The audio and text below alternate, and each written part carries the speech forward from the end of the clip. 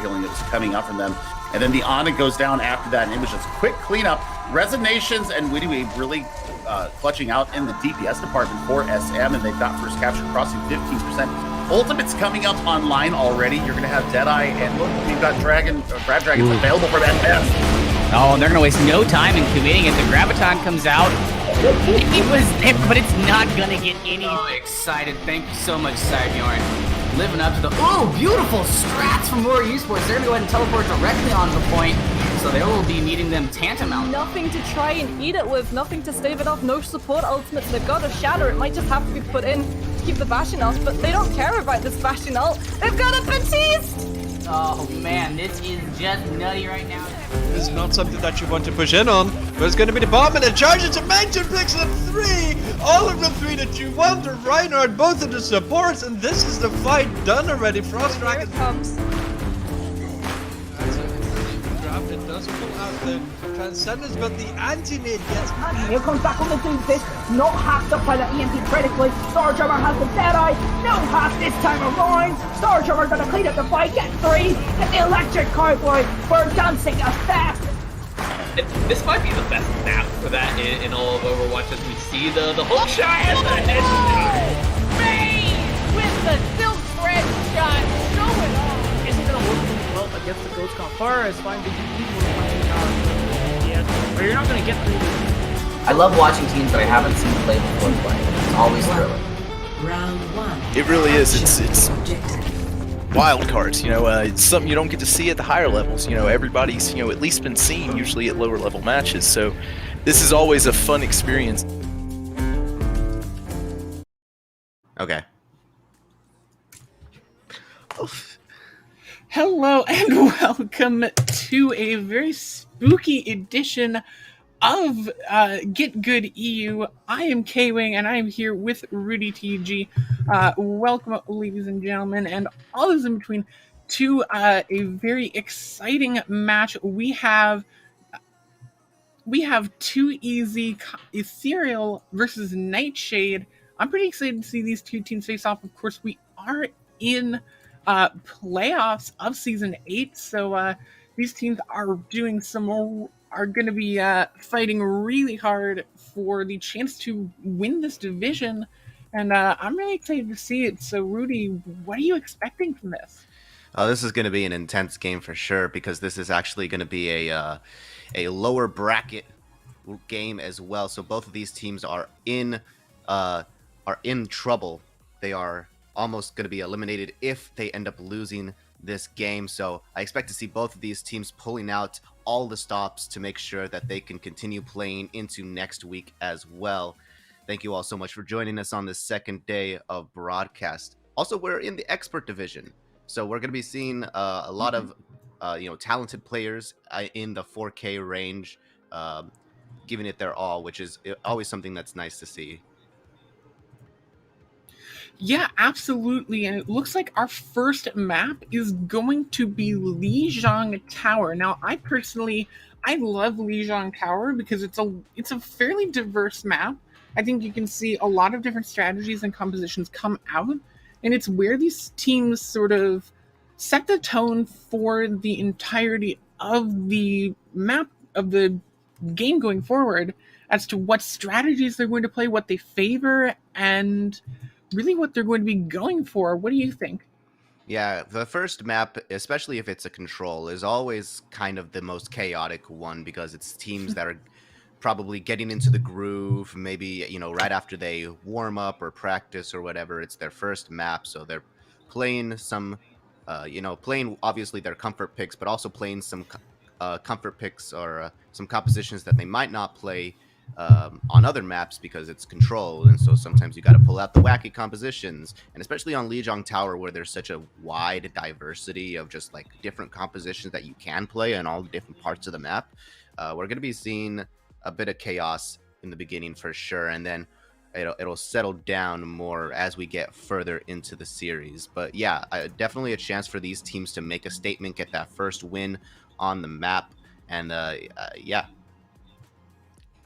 Yeah, absolutely. It also means winning the first map means that on a hypothetical final map situation, on a potential map 5 situation, you have that map pick. No matter what happens, if we go to a map 5, that is going to be your choice of map, I believe.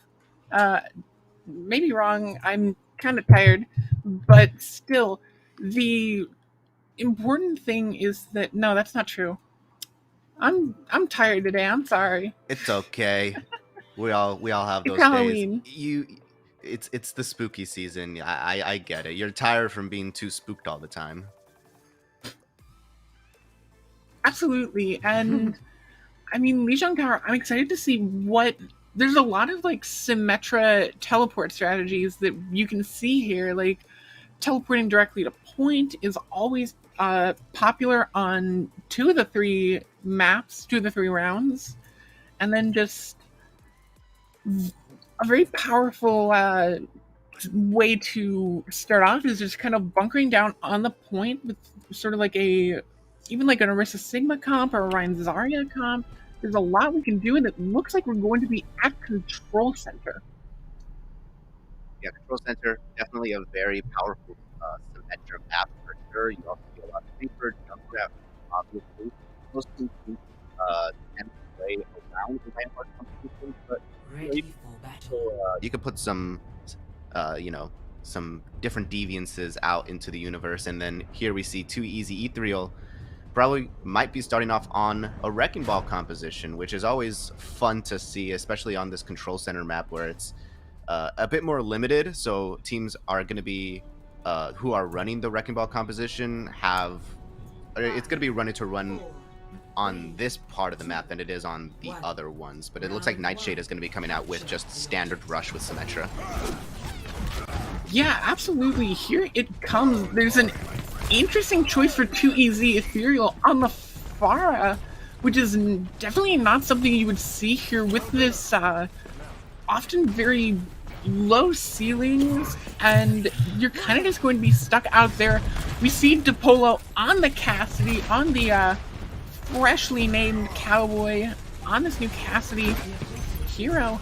The Pharmacy has moved in. Screen is taking a lot of really interesting positions here. Divas is trying to counter this, but really good, really safe playing here. Just raining down some destruction. Already 63% to ult. Both these teams just waiting for a move in. The Mercy almost goes down, but Screen is able to get the Diva away. That's a huge anti-nade from Limfon. Catches 4, I think, a little bit more, and 2EZ Ethereal will have the will be able to take the point, but Ontablo will fall. Still the point almost taken. Barrage almost going ready. Over to Nightshade. The barrage is almost ready, but will there be an opportunity to use it? Unless Screen thinks they can get some big plays, I think this play is going to go. This point is eventually going to go to Nightshade. Yeah, that was really interesting. Nightshade was definitely on the back burner there for most of that fight. I mean, they were just kind of bunkering down in that little main area right there. 2EZ wasn't really able to commit onto them, weren't able to get them low. There was a good anti there, but no capital, no follow-up on that opportunity. And now you got anti-Oblo going down to start off this team fight. Yeah, multiple ults being used there. Lucio uses the beat just to try and keep the team alive. That's a big stun onto the res, and Nightshade just keeping this point to themselves. Yeah, DePolo's putting in some work on this Cassidy hero. Definitely it's their main job to kind of keep the Pharmacy in check, and also the Tracer as well. Definitely making sure Anti-Oblo isn't able to commit in with the pulse bomb on that round. But you have a couple more ultimates coming in for 2EZ Ethereal. This mine is going to be very important. If they can land a good mine, so it's going to put out a lot of pressure from Nightshade.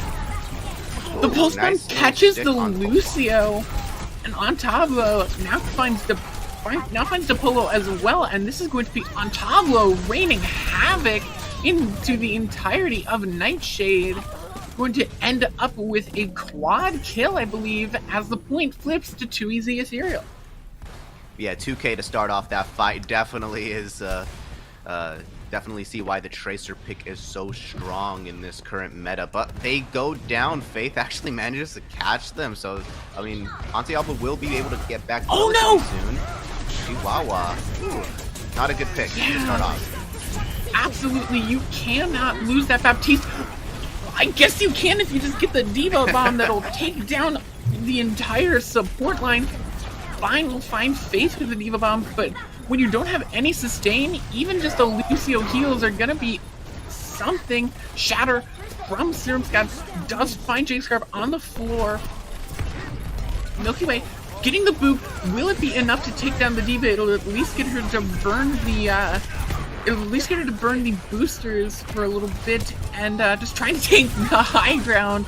But Scrane comes in with a rocket to shut that down, and Point still taking up for Nightshade. There goes Faith using the Pulse Bomb, going to whiff on the Ana. Scrane goes down without their Mercy to heal them, and now it might just be a retreat for Too Easy Ethereal, but is there going to be enough time for them to get a recontest here? It's 90% ticking. Yeah, DePolo putting the team on their back as well. Chihuahua went down again in the middle of that team fight, but it just didn't matter. Suram stayed alive throughout that entire round, and you know they will be killed off at the end here, but it doesn't matter.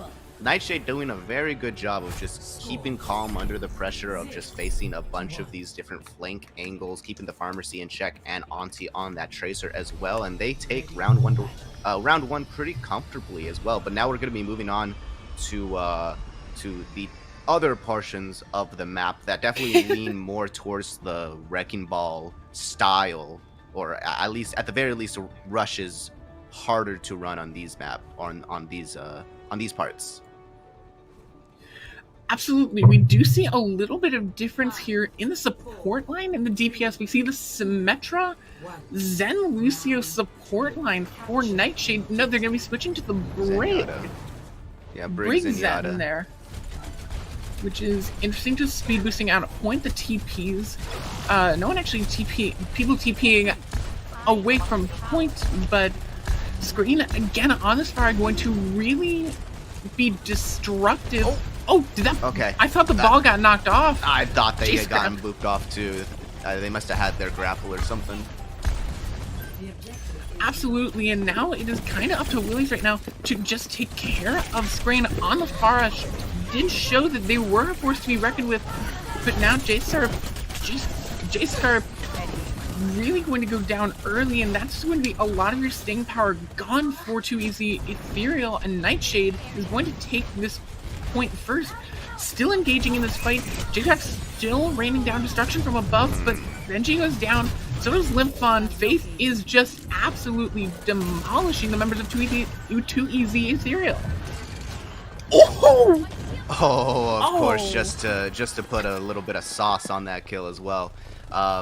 Yeah, I mean, Lymphon was bullied for most of that round, getting bullied by both the Tracer and the Wrecking Ball. Eventually goes down, not enough support from the Mercy, while Chihuahua has all the protection in the world from their Brig. They got the Transcendence ready to go for whatever Too Easy Ethereal has to throw at them. Might be able to, you know, counter this barrage a tiny bit, or a Pulse Bomb, whichever needed, but the barrage goes out. Milky Way is the one that goes down.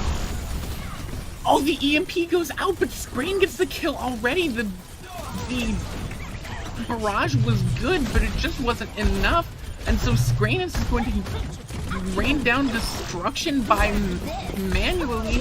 The D-Bomb comes out. Screen is able to evade it. Lymphon not so lucky, but on Tableau, there to pick up the slack. And the DPS for Too Easy Ethereal will put the team on their back and half the point off of it. Well, I say that there is the stall from Nightshade using just a little bit more. Eventually, J-Scarp going to go down thanks to Milky Way, but it might not be enough. The cap is coming back immediately from Nightshade. 6%. Too Easy Ethereal only had a little bit, and somehow they're getting repelled.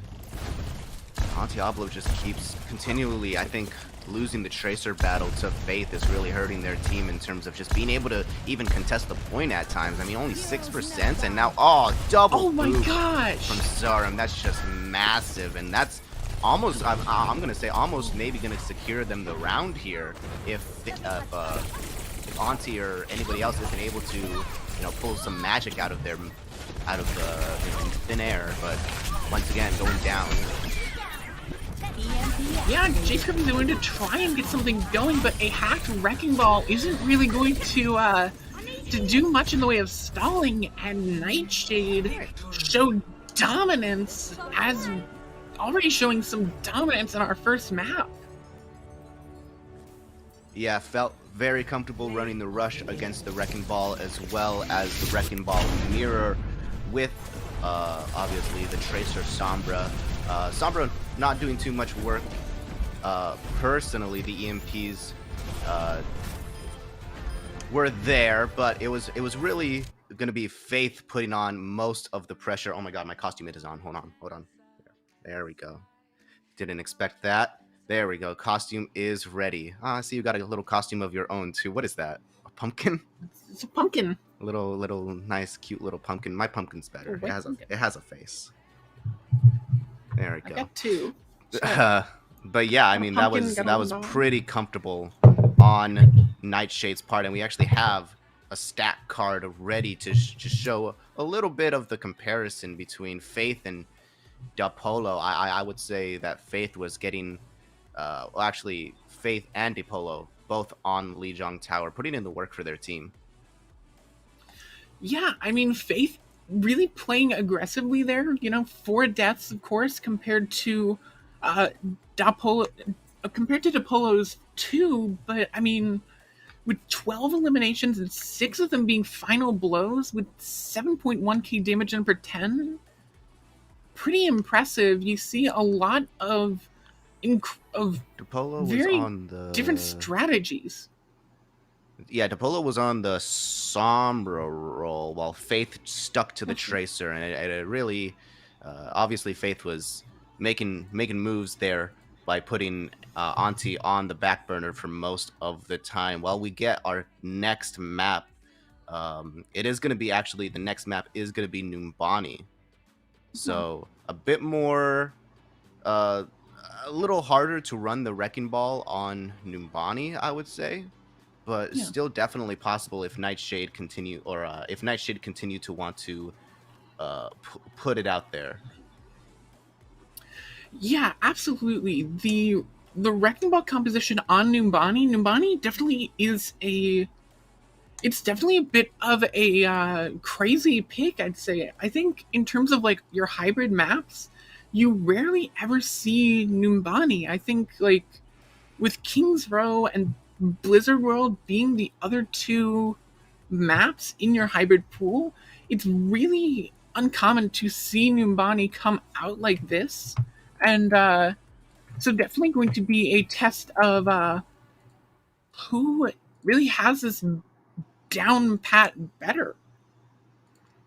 I think in playoffs all of the maps are available, if I'm not mistaken. Playoffs all maps are available, which is, I mean, to your point, it's even more interesting that they would even continue to stick with Numbani. But I guess if you've been practicing with this map pool for most of the season, for all of the, for these last couple of weeks, you've been practicing on Numbani, maybe you feel more comfortable on this map in comparison to others.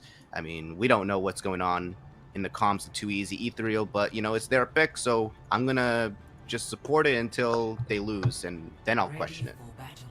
That's basically what I'll do. But Nightshade is gonna be starting off on defense here, actually. Gonna come out with the Wrecking Ball.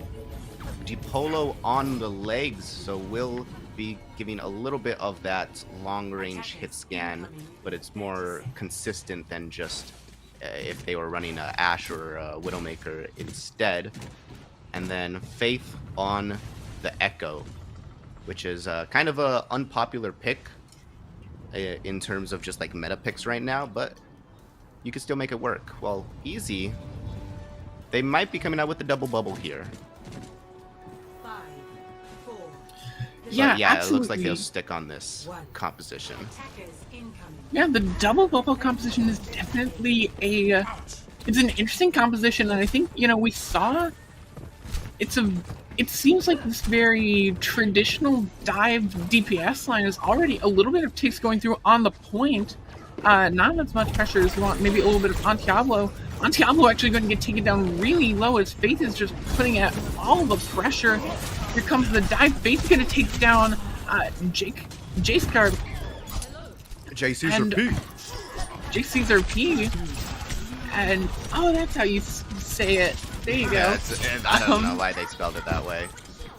On the goop when they were in the naming corner there, or something like that. But yeah, I mean, JC's going down really fast, thanks to the E ability from the Echo there. But will get put into the fight relatively quickly. But once again, going down.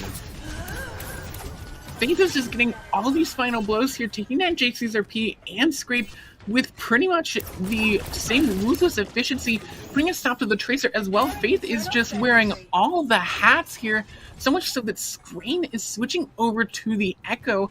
We did see their proficiency with the Pharah, but definitely a bit of a different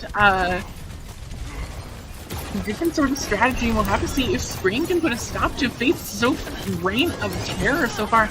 Hits them with the sticky bombs, and well, there you go. The Nano comes in onto JC's pushed away by the Wrecking Ball, but right now, there's so much pressure that, and you don't have that damage of Faith and not a lot of ults, that is there even going to be any sort of pressure? Just barely, the D.Va comes in. Here comes the Transcendence from Chihuahua. The stun comes in onto Milky Way. The Polo has the tactical visor going to try and put some pressure onto anyone that they can find. Screen will fall, but JC's is going to be just absolutely going wild in the background, and oh, bye, Faith. Yeah, JC's got tired of getting bullied there. He had the, obviously it's hard when you have both the Discord orb and the focusing beam from Faith just constantly hounding you down. But thankfully, Screen able to pick up that first blow onto Faith did open up that fight relatively easily for 2EZ Ethereal, and they will have a relatively strong time Faith going into second point here. The best thing there is that you actually managed to get Chihuahua's Transcendence out of that entire fight, so now once again you have a good dive target for your Winston to try to jump in on. The Zarya duplication comes out early. It doesn't look like they're charging up the ult pretty fast. There goes the Graviton. Will it be enough to get the damage in? Gets both the supports. Going to lose the duplication before they can get any picks, and in fact, Vine comes in and wipes the floor with Super Scott and Faith, but then gets their grab eaten, and there's 2 picks for Nightshade on the retreat. Though they won't have the numbers to keep it going. I think Nightshade's doing the correct thing here by, trying to be the first ones to initiate. They got no real easy targets except for the Ana, though. They're trying to count out Screen whenever they can, but thankfully they're just too proficient on that hero to be caught out. Nano available for Limp Fan will definitely be able to go into the backline. Chihuahua's just so close to a Transcendence. I wonder if they're going to be able to get it. If Suri goes down, that's your main contestant for the points. Yeah, exactly. You have Suri Scott going down. The Transcendence comes out from Chihuahua, down 1 actually. Then Anti goes onto Milky Way. They do get the pick onto the Brig, and that might be it. Scream, still determined to keep this going to use the D.Va Bomb on the point, gonna take down Suri Scott again, and 2EZ Ethereal are rolling through. Alright, nice to see some life from 2EZ Ethereal playing this double bubble composition. Nightshade definitely need to think about making changes, but I think they're committed. These ultimates coming up for them are just too powerful with both the Mines and the D.Va Bomb.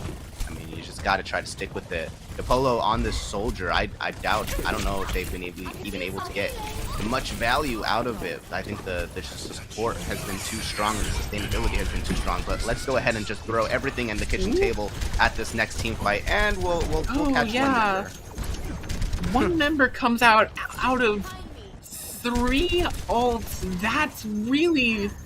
That was a very good play there by 2EZ Ethereal to just completely kite that back, and now you just have all the ults you could want and more. Here comes the Nano onto JC's gonna get the pick onto Milky Way. Limpon will go down, but at this point you have these 2 picks. You have both supports of Nightshade, and you're just able to, after a quick disengage, completely roll through. And that's exactly what they're doing. Suri Scott going to go down, and you still have the grab post bomb combo for the Regen. You still got grab. That's huge for them, actually. I mean, well, how are you even going to be able to counter this? They actually pulse bomb inside the room to take out the support first. That's huge. No way!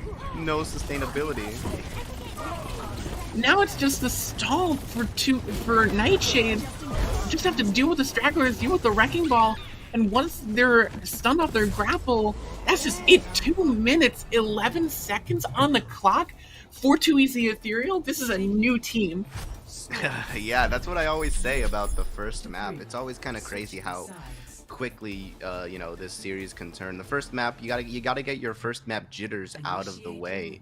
Maybe you know, play out a bit of that stress, or play out a bit and just get more comfortable in sort of the comp environment. And yeah, 2EZ Ethereal showing how it's done with that double bubble. But I also think Nightshade didn't really make any adjustments. They didn't really try to switch really any of their players around onto different heroes. And you know, theoretically, the Wrecking Ball composition works pretty well against Winston compositions, because you can bully the Winston, but when you're not putting enough pressure on them, most of the time when they're getting an adequate amount of support, then yeah, the double bubble can easily just run you over because you have superior healing and just sustainability. Yeah, now, absolutely. Nightshade going some interesting compositions. Tell us about these compositions and what they're trying to do here. Nightshade, I mean, they're still sticking on the Wrecking Ball, but I guess the Apollo is going to be switching over to the Hanzo here, probably for more tank busting capabilities. Wasn't really able to do much last round on that Soldier, so I definitely agree with the Hanzo pick here. It's just going to be harder for them to, because now they're not going to be able to depend on their self-heal if they were still playing the legs. 2EZ, not playing double bubble anymore, going to be switching over to a D.Va as well, so maybe they were anticipating a bit more spam or a Pharah coming out as well, but it'll still do well. It's just going to be very vulnerable actually against this Sombra, that Fate that is happening right here. Absolutely. Oh, geez, Susan P gets knocked into that side room and absolutely melted down. Cut off from their support. Suriam Scott as well going to go down as well. And you just really are struggling here with these. Oh, there's the hack onto Benji, and Nightshade really pushing in onto the Brig.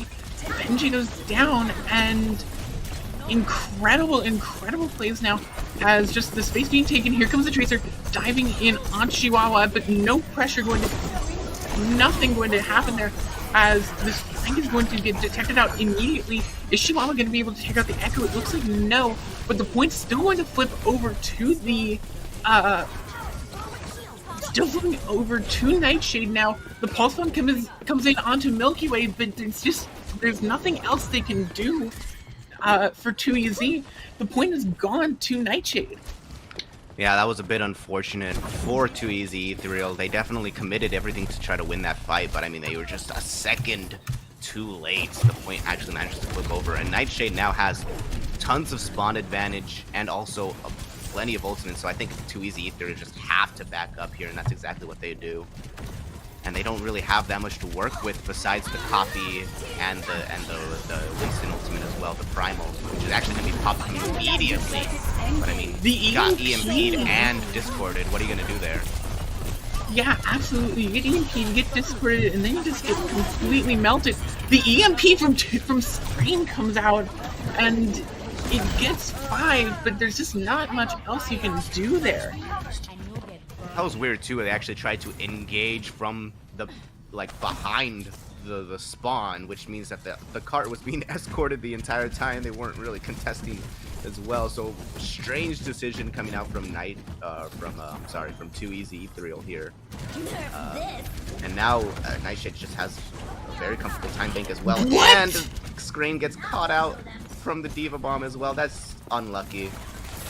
That just might shut down any possibility that 2EZ Ethereal have of coming in and contesting here, and Nightshade, with both their damage characters, are going to be able to just keep pushing through. They have 3.5 minutes, and it might be up to almost 5 by the time all is said and done. DePolo does pop the tactical visor, and 5 minutes almost on the clock for Nightshade. Too Easy Ethereal have to be sweating now. They have almost no ultimates. They have the Pulse Bomb, and Nightshade, they have the 2 most influential ultimates in the game. They have the EMP, they have the Transcendence. Yeah, and if they had kept their ultimates during that last couple of fights and hadn't invested in them in losing fights, they might have been able to counter them, but I think it's just going to be really difficult for them now. Both of these ultimates come out right now. Actually doesn't really find anybody, but JCP goes down anyways. And now once again, I mean, what do you have to work with here? You will have the, I mean, you gotta hope that this Pulse Bomb catches something. Actually, it does. It does! DePolo. DePolo goes down. Will it be enough for Too Easy Ethereal? They have to go in. The Brig is antied, and they have their sights set on the target.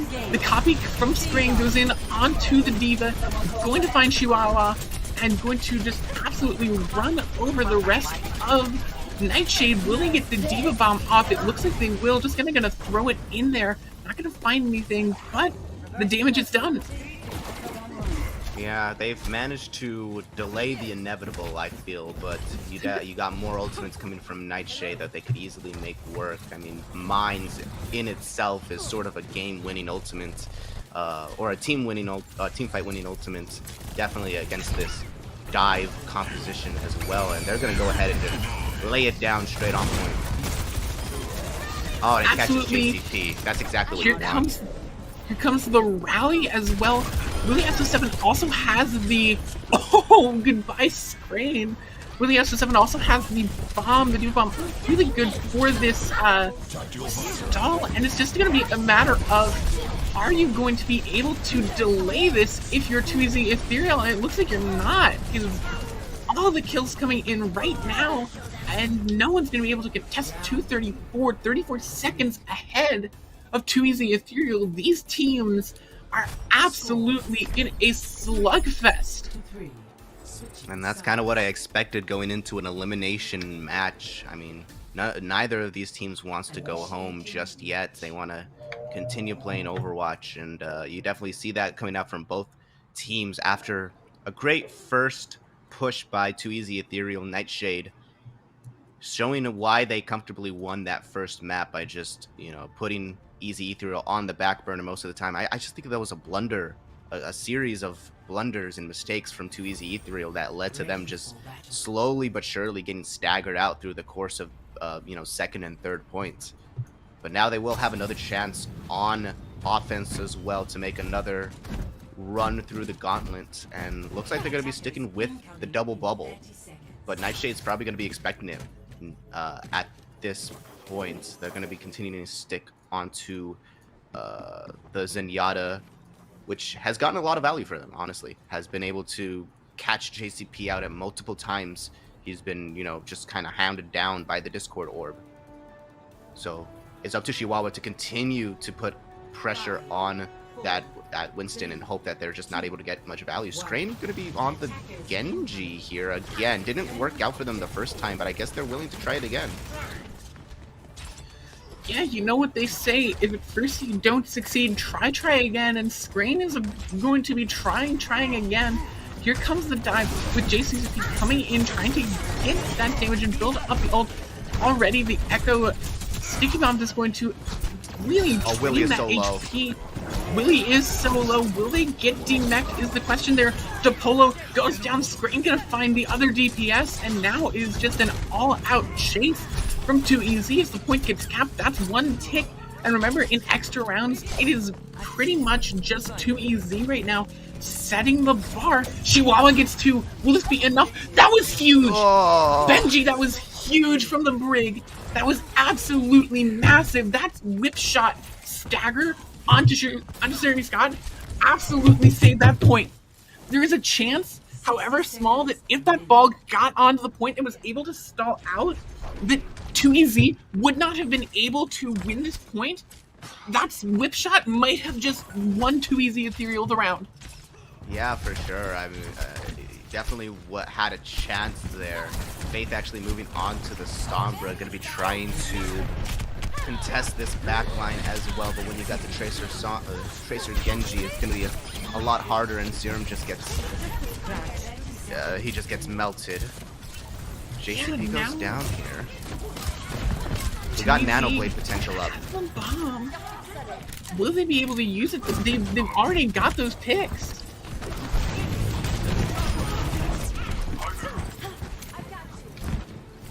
That's just it.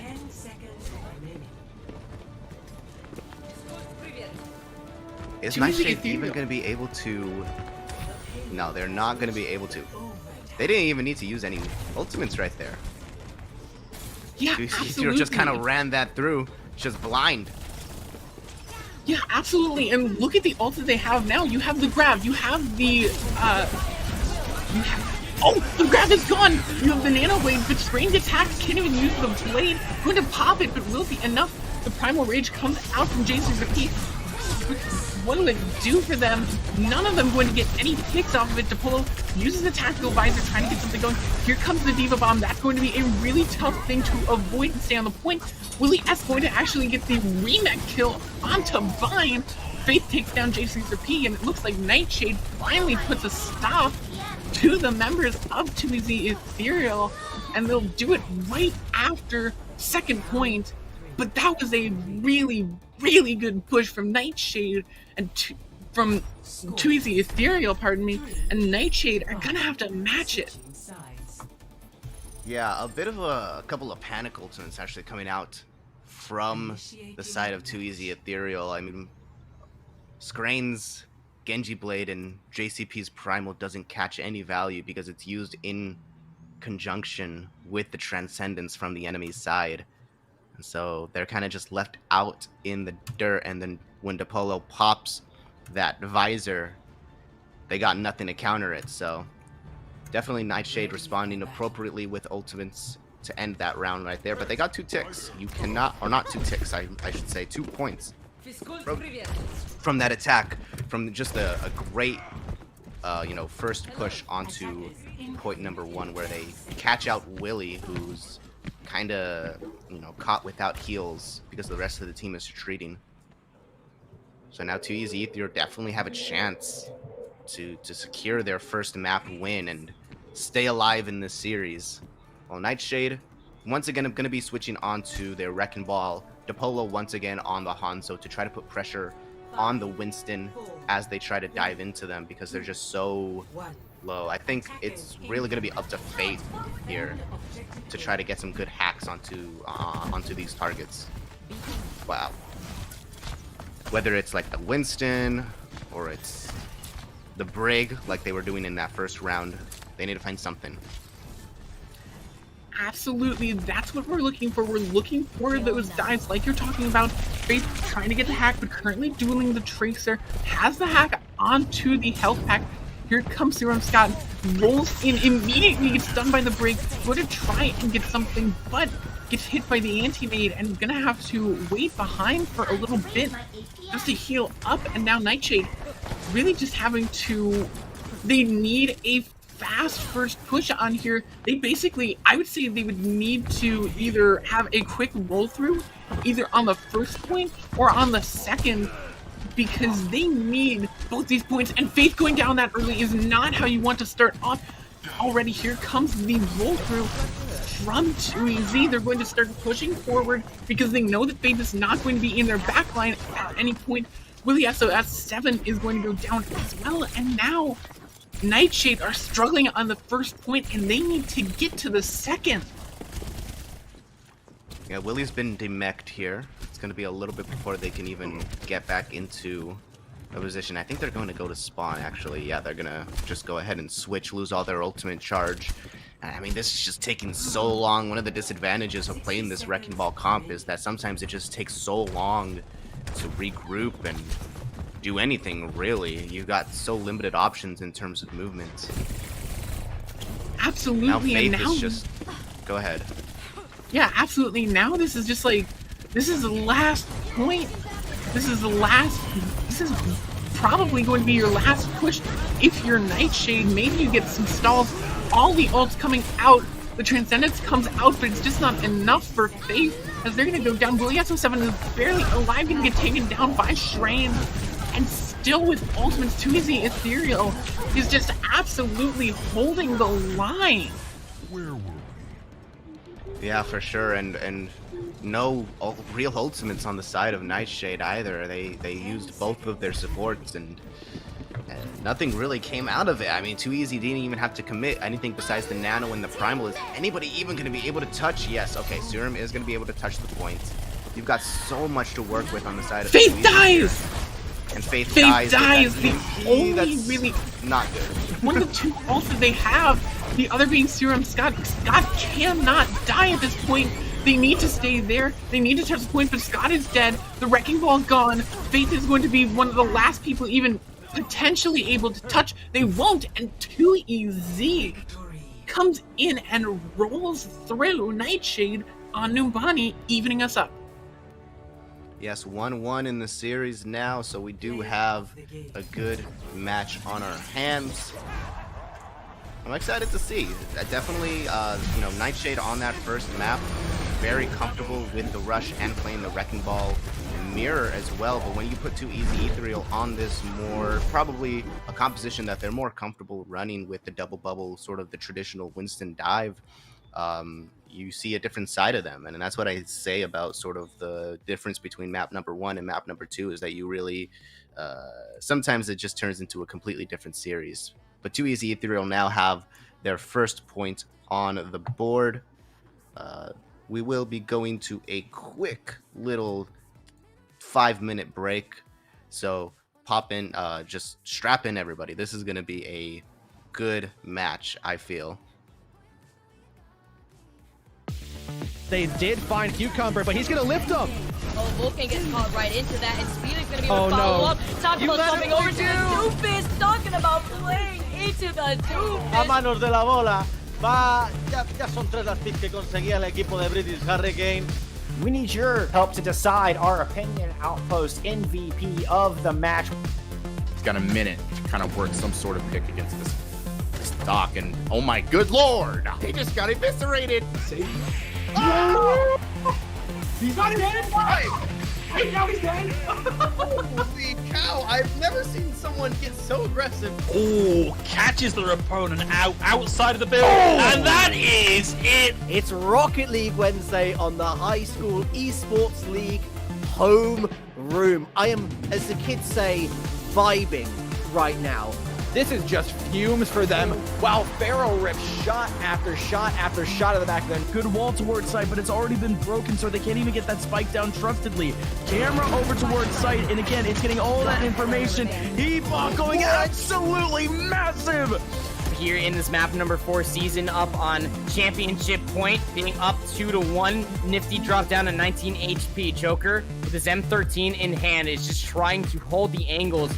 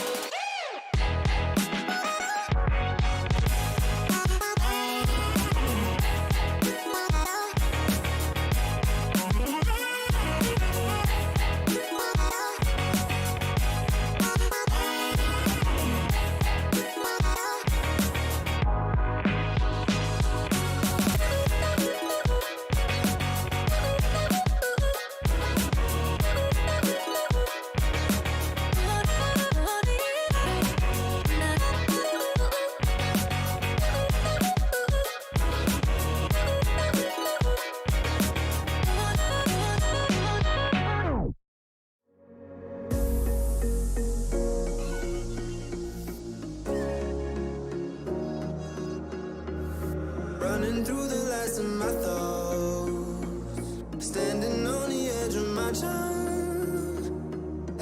healing that was coming up from them. And then the Ana goes down after that, and it was just quick cleanup.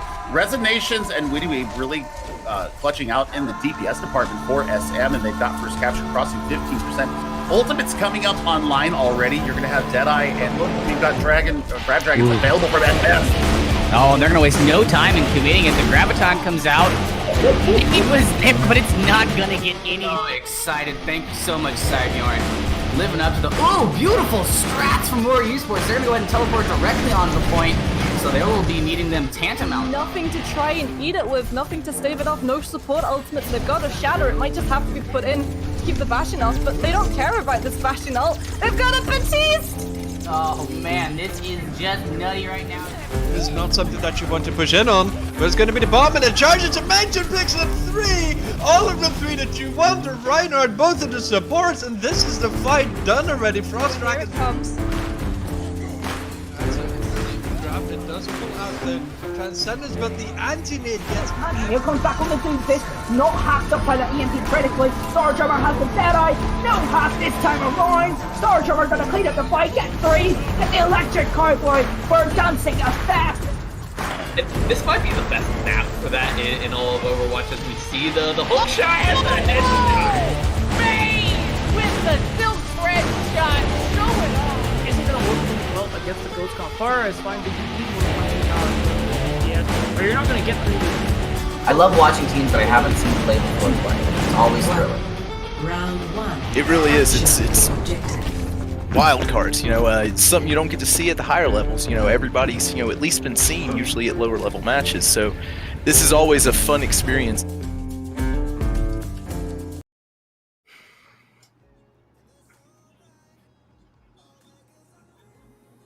Hey everybody, welcome back to the broadcast here. We are going to be starting off on map number 3 for this battle between Nightshade and Too Easy Ethereal. They are currently 1-1 going into map number 3, so whoever wins this map is definitely going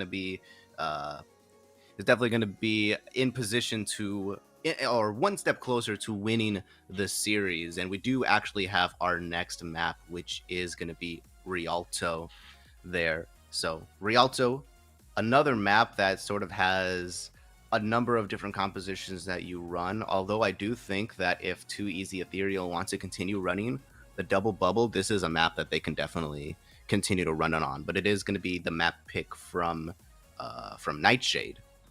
So what do you expect to see coming out from Nightshade on this map, K-Wing? Yeah, absolutely. I'm interested in seeing what Nightshade are going to run, especially since they just had a huge turnaround against them. They had fairly dominant performance on Lijiang, 2-0, pretty much just in the driver's seat the entire time, and then Too Easy comes back and slaps them on Numbani and just absolutely takes it to them. And now just, it's going to be incredibly rough for them as they look to turn this around. They need to keep this going or they're probably going to lose momentum.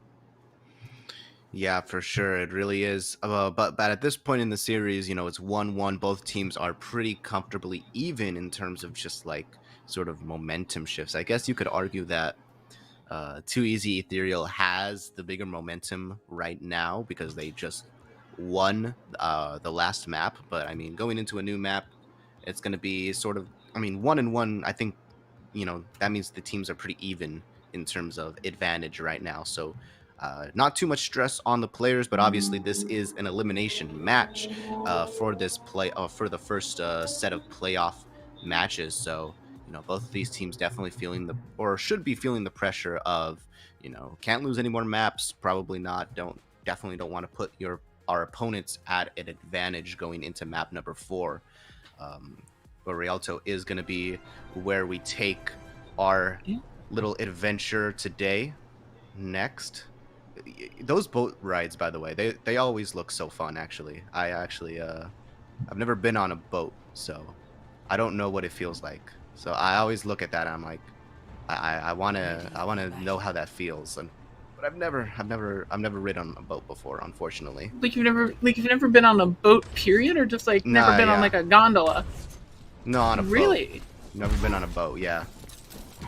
I mean, like I've never been on a gondola, but I've like been on a canoe. You know, like. I don't even know. Like what's a gondola? I don't even know what that is. It's the thing on the. It's the kind of boat that's on the river, my guy. Like. I don't know. I didn't know there was different types of boats. It's kind of crazy. You're feeding me a lot of new information here. There's different kinds of boats. Okay, so the Symmetra's coming out from Nightshade, I think is an interesting choice. They're probably going to like try to teleport to opposing high ground, which is something I'd kind of expect to see from like a Rush comp. But this is a little interesting.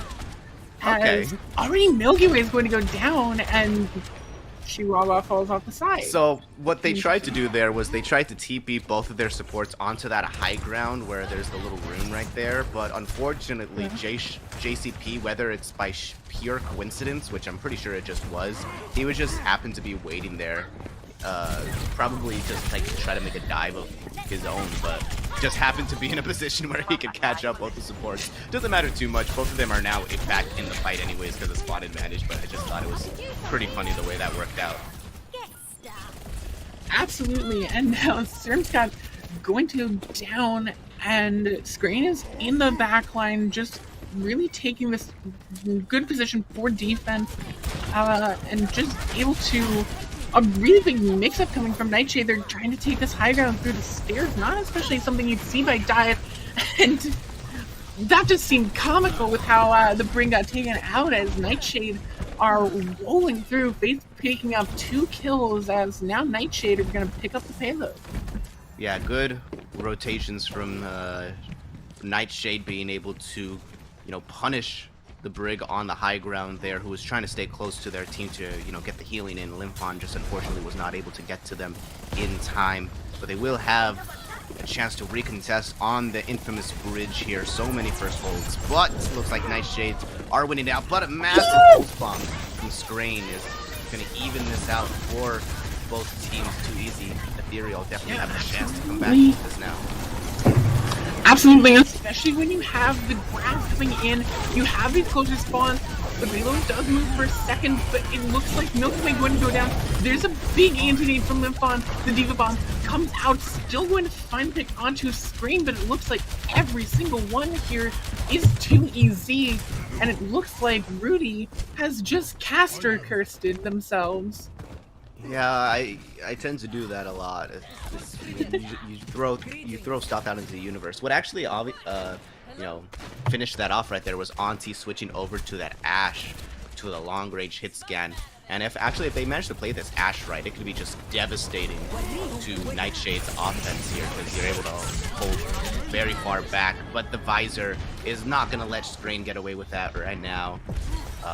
Going to be taken out of the fight really early here, and now everybody's kind of in their backline right now. The grab comes through from Vine, but Vine is actually going to be the first to go down. The rally from Benny comes out, and the rally just immediately gets destroyed as Nightshade rolls through, taking 2 ults from Ethereal with them.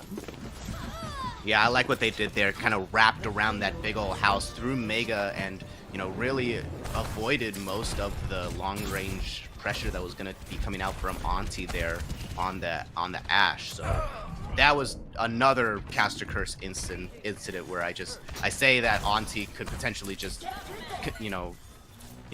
provide a lot of pressure, and then they just avoid it altogether. So I'll just shut up and stop talking, because I think I'm just cursing too easy Ethereal at this point. Yeah, at least they're complimenting Nightshade now as Vine gets the double kill on both supports. Scryne barely able to make it out with their lives, and there goes Diva off the side. Yeah, intense pressure there, but on the high ground where, there's not a lot of Nightshade's kind of on the low ground. They're trying to get onto the high ground, but Too Easy is just has the superior sustainability with, the amount of healing that they have. It's going to be really hard for Nightshade to be able to, take them, push them off of the high ground. And a massive anti just means that this is another lost fight for Nightshade. Let's go again. Yeah, absolutely. It looks like Tweezy and Ethereal are just really doing well with just finding their win conditions, and they're already almost at 6 ults, and so are Nightshade. I think this next fight's going to be an Ultapalooza. What do you think? Ultapalooza, ult extravaganza, whatever you want to see it as. I mean, actually, they're going to be just pushing Nano Monkey into their spawn. Yeah, absolutely. Okay. Oh, poor JCZP dives into the minefield, gonna get taken down immediately.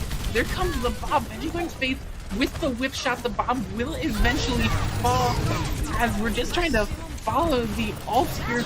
Transcendence comes out. Crucially, Vine still has the Graviton, and they're able to use it. I just need to shut up, you know? We just need to not talk. We should just not talk until the fight's completely over. Play-by-play only exists as a role to curse whatever team is winning, as Antiablo is going to fall as the last of that fight. That's just the match that this is. This is a very back and forth. It's been a very back and forth match. Ooh, just barely misses the sleep. Nice little teleport from Faith there. Bullying the back line. Rally out from Benji is gonna be meaning that his team's gonna be really comfortable in terms of just staying alive though. So I have a feeling. Oh my gosh, I'm gonna cast a curse again though. I can't. Don't even say it. Don't say it. We're good actually. No, we're good. Okay, we almost cast a curse. Yeah, If I had said that Too Easy Ethereal were gonna win that fight very comfortably, they would have just like instantly all lost. Like they would, like one of them would have DC'd, another one would have fallen into the river, or something would have happened.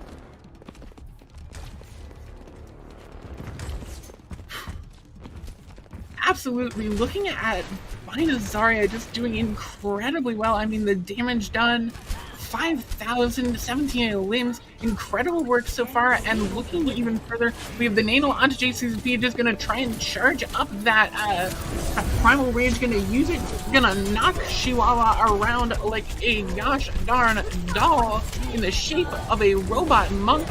As CZP just blocking the Diva away. No contests are coming in when Caesar P is on the job, and 100 meters is all that Too Easy Ethereal needs. They've done a pretty good hold so far.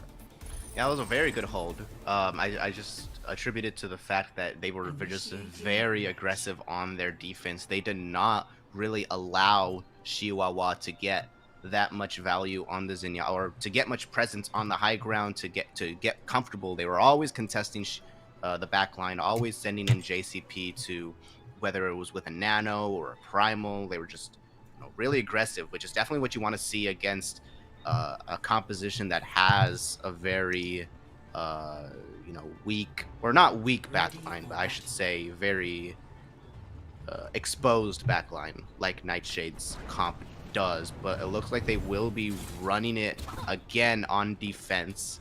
I mean, Chihuahua will have the opportunity to set up comfortably, and Milky Way will be able to protect them as well. And it looks like Too Easy Ethereal is going to be very comfortably sticking on this double bubble. I think this definitely seems to be their bread and butter pick, with JCP on the monkey, if I were to guess. And I think Scrain and Auntie have been doing pretty good jobs in supporting them as well. But now it's going to be up to them to get enough of a good offense into. I mean, they have a clear win example. They have a very clear path to victory here in terms of just completing 1.5 points of progress. Actually, pushing them off the high ground here. Scrain is just dashing through. Are they going to get caught out? It looks like, yeah, DePolo going to actually come out and rush after them, going a little bit too far in, as now Too Easy Ethereal still pushing the payload, but Serum Scott falls down, especially when you have that closer spawns. Screen dying like that isn't as much of a negative as when you're tanks, especially Serum Scott, the main sort of contester, dying that early, and now you're pushed down to this bridge. Absolutely, you can hold there, but it's going to be very, very difficult. I mean, they're doing the right thing. As soon as your Wrecking Ball goes down, you need to get your supports out of there, because they need to you know, run away from the Winston at all costs. Stay alive, especially when the card is this close to the end of first point. Oh my god, Willie goes so low once again. Definitely feeling the pressure there, and you have a grab almost coming in. I mean, just the pulse bomb on the icing on the cake is gonna mean that they're gonna be able to walk this in. Oh wait, hold on. The Vine's still here in the back line. It's kind of contesting. Vine does get to pick onto Faith, but the Ana goes down, and that just might be it. Yeah, screen falls spell. That's it. Yeah, all right. They tried to come back there a little bit, but the defense was just too strong. Faith, with the massive pulse bomb, actually is going to be able to save them from that offense for just a little bit. But now Easy Ethereal just have a bunch of ultimates necessary, but Nightshade has 2 support ultimates, which are definitely going to be very helpful in them surviving just the onslaught of aggression coming in from Easy Ethereal, I feel. Oh, absolutely. It's going to be a matter of whether or not Chihuahua is going to be able to hold this Transcendence for a good moment. Still has it. The minefield going to come out early, and it looks like Willie's 07 going to go down. Not go down, but actually find the first pick. And still now Nightshade building up these ults, just waiting for the engage from Too Easy Ethereal. Yeah, I mean, look at it. They're almost completely behind them. It's actually kind of hard to keep track of who's on offense and who's on defense at this point. But Chihuahua goes down before they can pop their Transcendence, which is actually massive. But Strain pops the blade, doesn't find any value out of it as he just gets immediately deleted.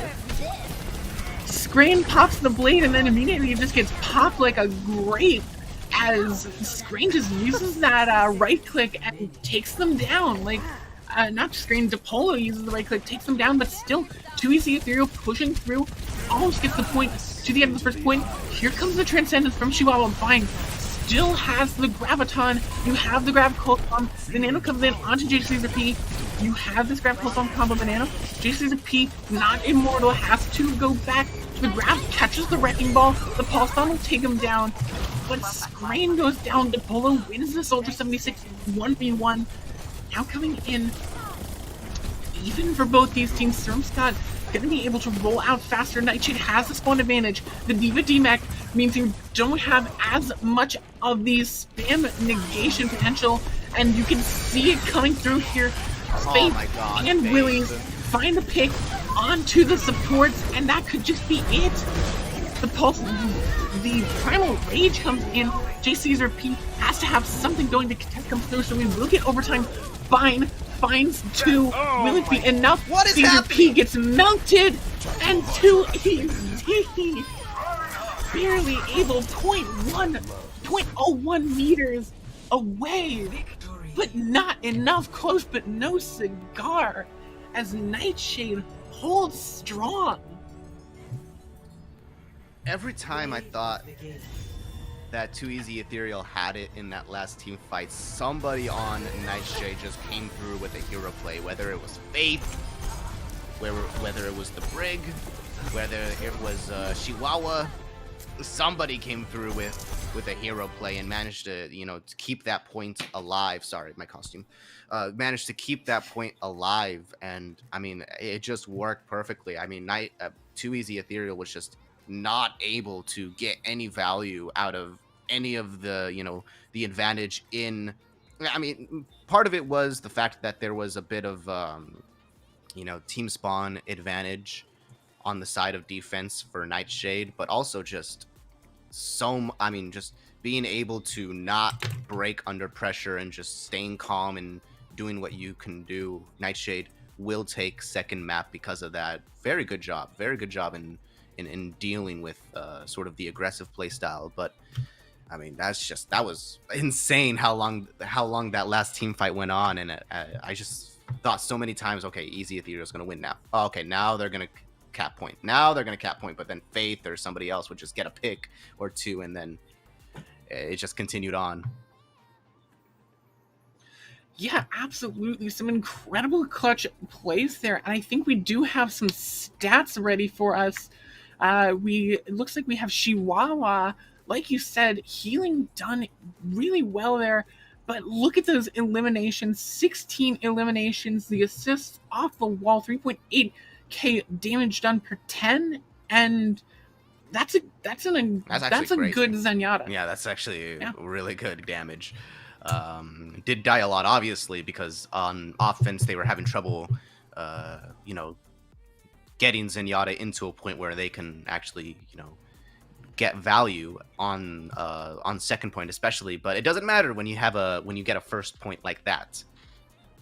But it looks like the next map in our little series here, actually, also, you know what this means is that it also means that Too Easy is one map loss away from being eliminated from GitGud Season 8, which, gotta feel a little bit of pressure there. Yeah, Volskaya is going to be the next map for Assault. And we will be having a substitute, actually. Serum Scott has been the sub for Nightshade. Now he will be subbed out for a little bit of a Lemon Squeezy. And I just find it ironic that we have a player called Lemon Squeezy going up against a team Too Easy.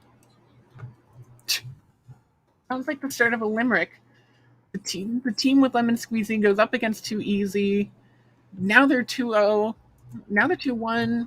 Let's have some fun. All right, let's go. I'm bad at poetry. Yeah, I like that. We're trying. Yeah, but, I like that.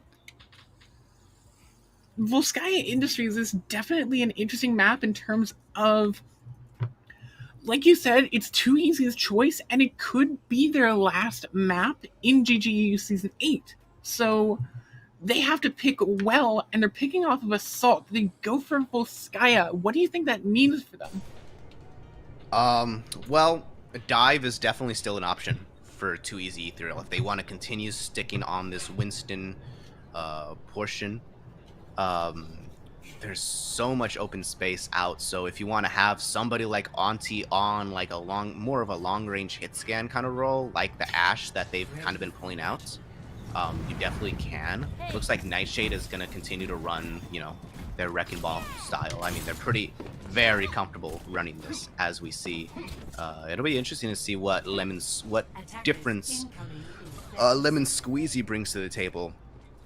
But in terms of Too Easy, I don't know. I want to continue running either double bubble or traditional dive with Diva. It looks like they're going to be sticking with the Zarya on this point.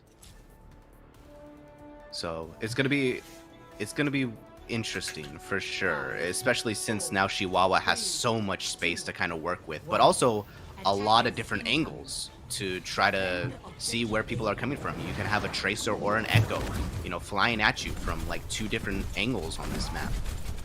So it's gonna be, I don't know if it's gonna be interesting to see how Chihuahua, plays with this. Yeah, absolutely. Already Lemon Squeezy on this Wrecking Ball on a similar position to what we saw the first player on, is now just trying to engage onto something here, as already we see an interesting position. Too Easy just trying to keep their wits about them inside this one position. Both these teams staring opposite the point over on the high ground, both not really wanting to give up that early position. Lemon Squeezy going to take some sticking on early, but eventually going to take down Spring. The Polo as well going to take down JCZRP, and this is going to be a reset for Too Easy. Yeah, nice little rotation there to keep their backline away from the Monkey. Definitely #1 priority. Lemon Squeezy also staying alive. He got pretty low there for a little bit, but manages to stay alive and then recontest the Winston as they dive in. So nice try from Too Easy, but unfortunately it won't cut it. And that kind of play there where they make that rotation onto the high ground is actually going to be kind of doing them in, because it means that they're, putting in a lot of time. A lot of time is being wasted because of that. And even more time actually being wasted because Faith just gets the pulse bomb, so wait a little bit longer. Yeah, absolutely. Too Easy has only had 1 push, and they've used 2 minutes off the clock. That's really rough. Now you have on Diablo with the pulse bomb, but with that and the nano, those are the only ults you're kind of close to. As Nightshade, you have the Tactical Visor, you have the Transcendence, you just have everything that you could really want at this point. And there comes the Tactical Visor. It's going to put so much pressure onto these diving characters. Even if it doesn't show up in the kill feed, that pumps out a lot of damage. Yeah, for sure. And you pop it really early to kind of catch them by surprise, and it definitely does. And now the rest of the members are kind of holed up in this little room right here. They do have the Zarya for protection and all the healings that they get. Looks like they're managing to hold back Nightshade for now, and they will manage to get their Winston back. And now you have ultimates to try to contest, like the Nano, which you can put onto the Monkey and try to finally close that gap that hasn't been closed. But Chihuahua now already has Transcendence. But he uses it really early, actually. I think there's a copy from Too Easy that actually baited it really early. Milky Ways goes down. This is a perfect opportunity for them. Still the break is gonna go down the Zen as well. That's both supports gone to the ult, and now you really can't use any more ult for 2EZ, otherwise you may lose a chance to keep the pressure on going into point B. But now Depolo takes down your Tracer, the bomb's coming in from Willie's S7, and what can you do?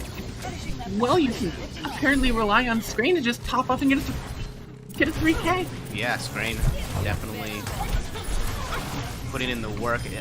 They don't have a lot of pressure working against them right now because everybody's kind of running back from spawn. Nice little hold from Too Easy, nice little hold from Nightshade there on defense. But eventually the Nano Monkey is gonna kind of cancel them out. Good work from Screen on that first push to bait out the Transcendence and make it so that Chihuahua was kind of an easy target. And now, Too Easy Ethereal once again coming in. They have the dreaded Graviton Surge. Will they be able to get some value off of it? I think so. JCZRP dives in with the Nano, just trying to get a little bit more of that ultra.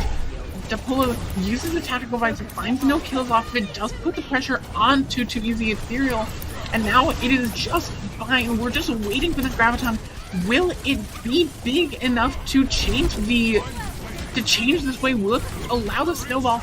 That pick on Chihuahua is absolutely huge, and will Vine even need to use the Graviton at this point? Too Easy Ethereal are incredibly confident, not even using the Graviton. Ontario going to get taken down, but it's just it.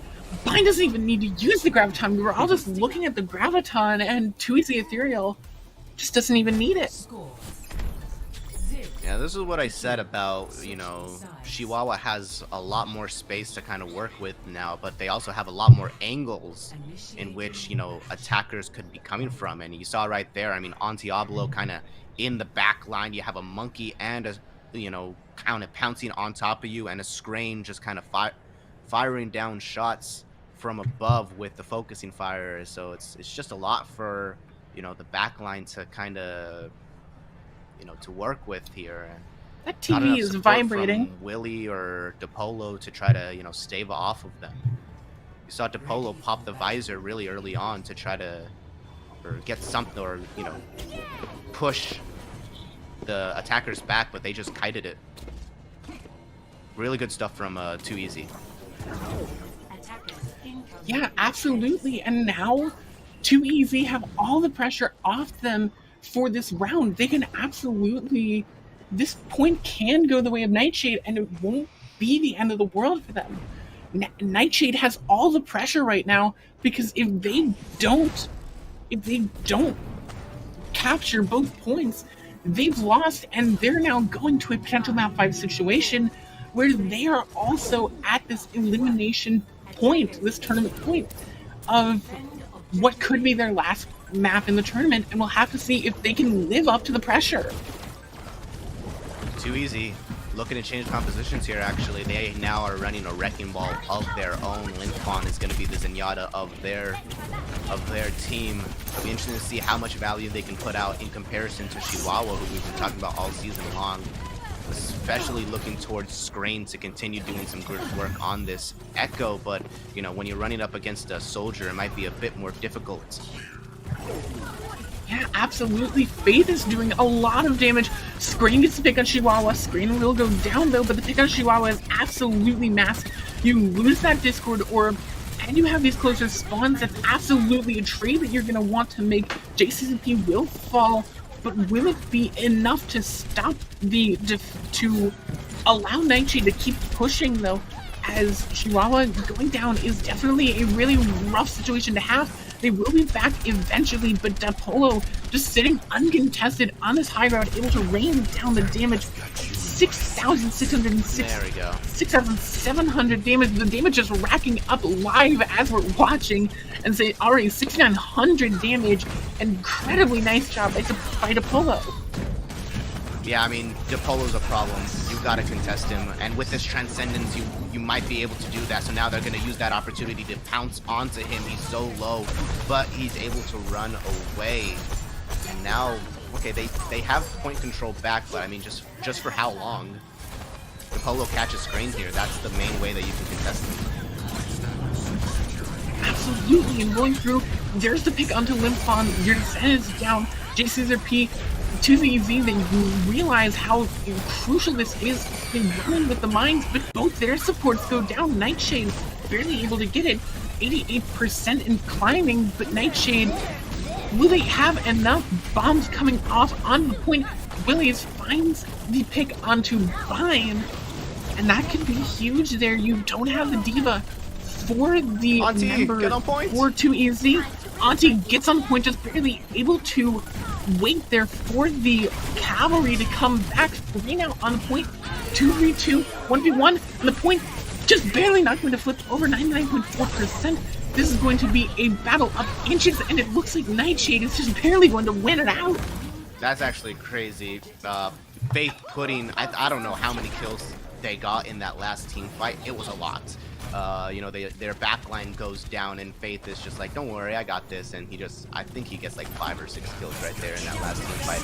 And Too Easy was just, you know, putting in kind of the staggering team fights to teammates to try to, you know, hold it out for just a little bit longer, and now they're kind of staggered out for this last team fight, but the Polo goes down, so.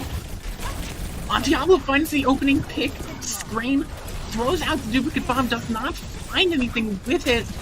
Lemon Squeezy, Discorded, charging up the ult, but Chihuahua is the first to fall.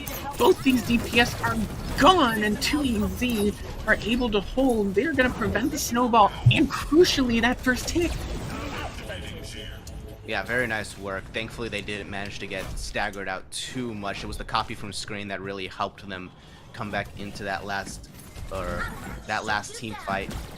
And now Nightshade have 3 minutes on the clock to try to capture point number B. They're gonna be switching over to the Sombra actually to try to get behind enemy line, maybe build up an EMP if their first couple of attacks don't work out. It'll be interesting. Actually, Scrain is also on the Sombra, so we have a Sombra duel here coming in, and yeah, both teams have mines.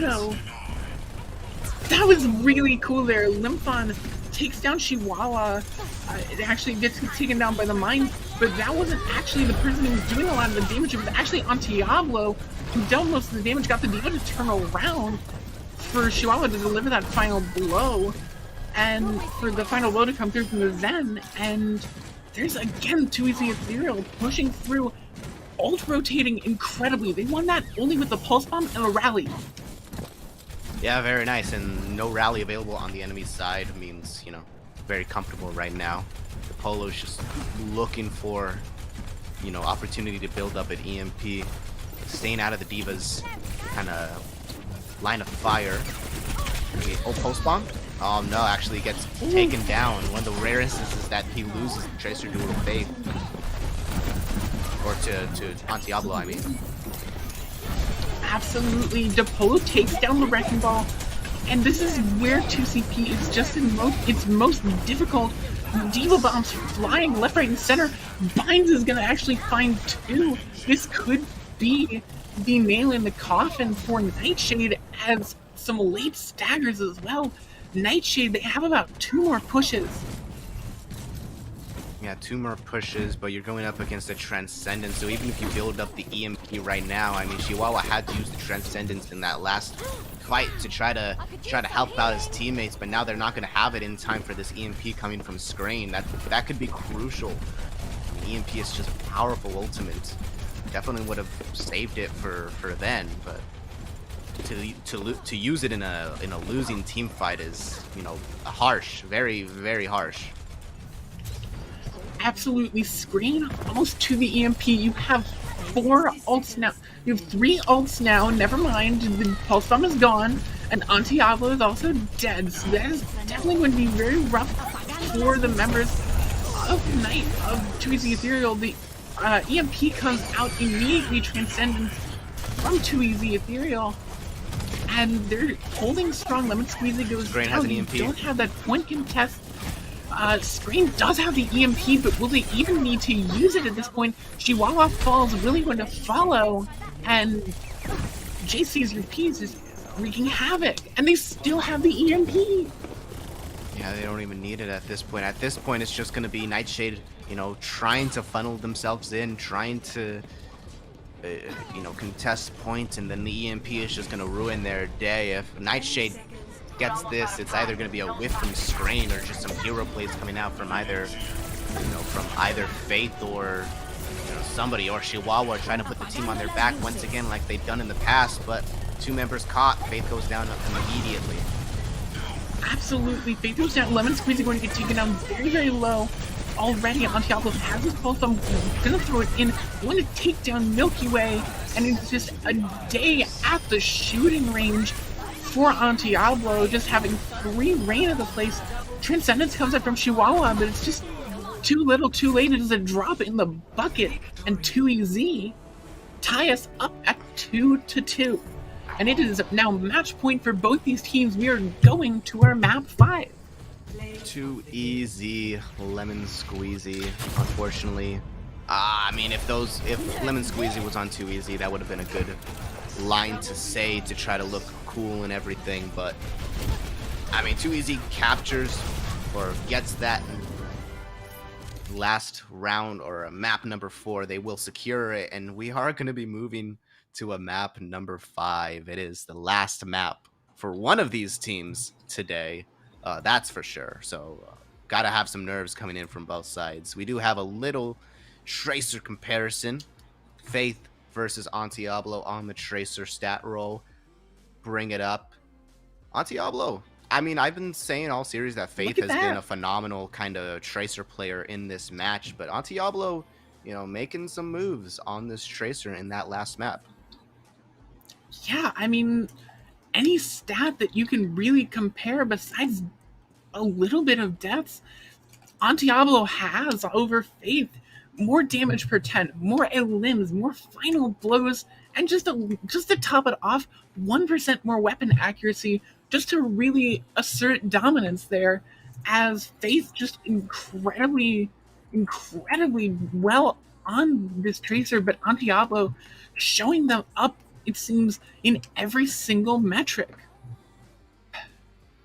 But that's going to be a really interesting duel to see as we go forward. Of course, our map 5 coming up soon. We're going to take a short 5-minute break, and then once we're done, we will be right back for the conclusion of this absolute barn burner. Don't go anywhere. We will be right back. They did find Cucumber, but he's going to lift him. Oh, Vulcan gets caught right into that, and Speed is going to be Oh, able to follow no. up. Taco's coming over to the Doofus, talking about playing into the Doofus. A manos de la bola. Ya son 3 las picks que conseguía el equipo de British Hurricane. We need your help to decide our Opinion Outpost MVP of the match. He's got a minute to kind of work some sort of pick against this Doc, and oh my good lord, he just got eviscerated. See? Oh! He's not dead! Hey, now he's dead! Holy cow, I've never seen someone get so aggressive. Oh, catches their opponent outside of the building, and that is it! It's Rocket League Wednesday on the High School Esports League home room. I am, as the kids say, vibing right now. This is just fumes for them, while Pharaoh rips shot after shot after shot of the back of them. Good wall towards site, but it's already been broken, so they can't even get that spike down trustedly. Camera over towards site, and again, it's getting all that information. Ebot going absolutely massive! Here in this map number 4 season, up on championship point, being up 2-1. Nifty dropped down to 19 HP. Joker with his M13 in hand is just trying to hold the angles.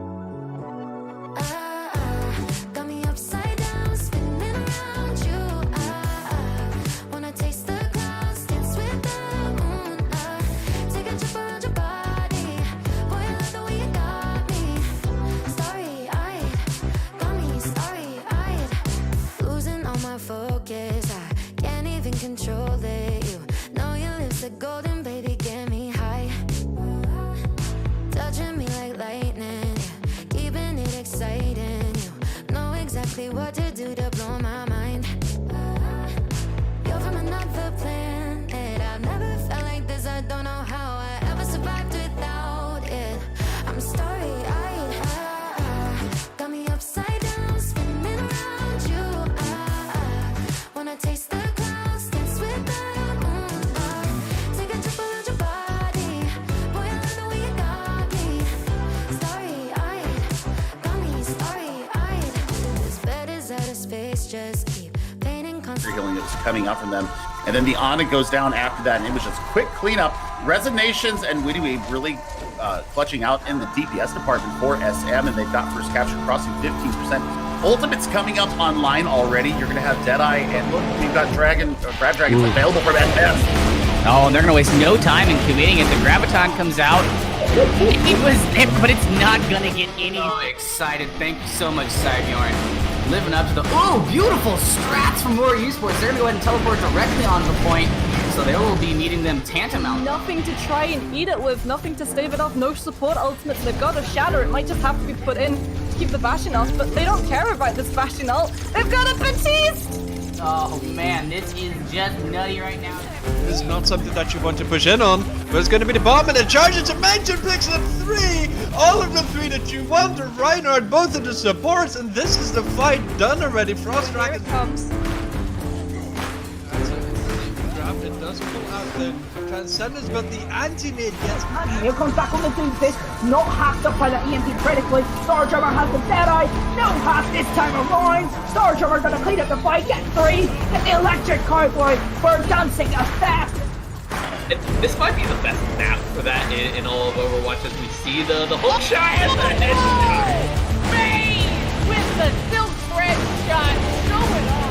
Is it gonna work really well against the Ghost Confar as finding people but you're not gonna get through this. I love watching teams that I haven't seen play before play. It's always thrilling.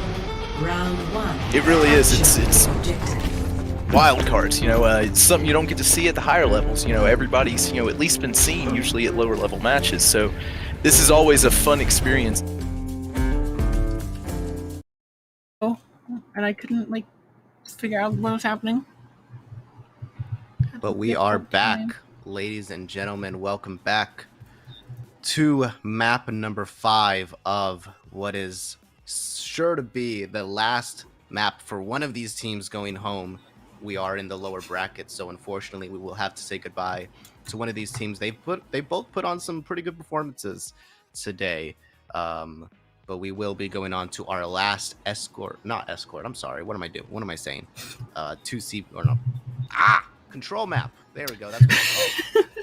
2CP, Escort. You got to run down the list. Assault, Rush. Okay, no, it's going to be Control be our final map, and it's going to be Busan. Yeah, absolutely. You're just pulling out all the like. I gotta scroll through them all, the in order vocabulary. to find the one that all the I'm actually vocabulary. talking You about. know, it's like, is it a hyperdap? No. Escort? No. Assault? No. Is it a rush map? It's a A push. double bubble map? It's a push We're push. We're doing push.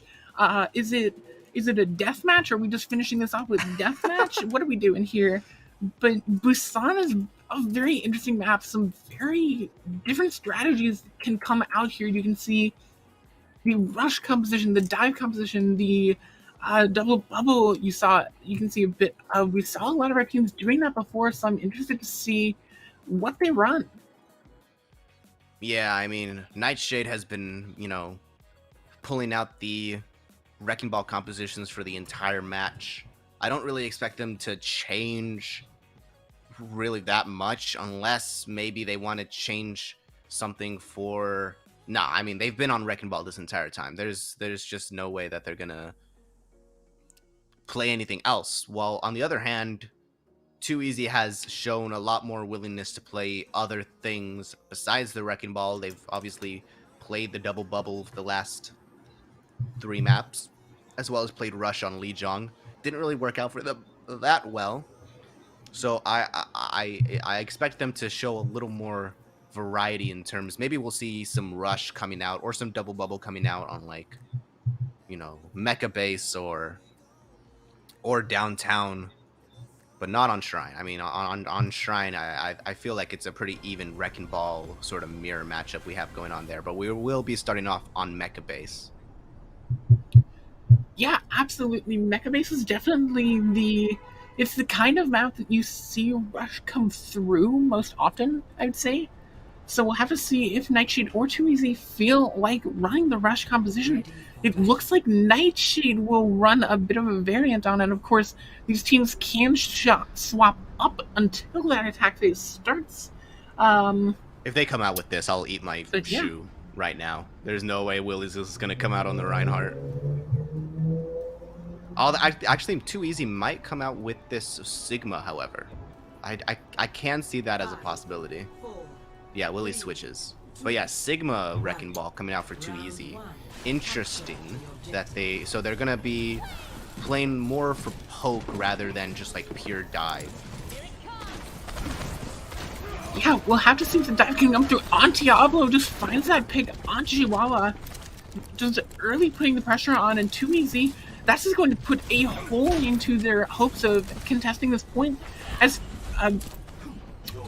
Nightshade, pardon me, are just going to have no space, no map control, and it'll just be a quick cap for Too Easy off of that early pick.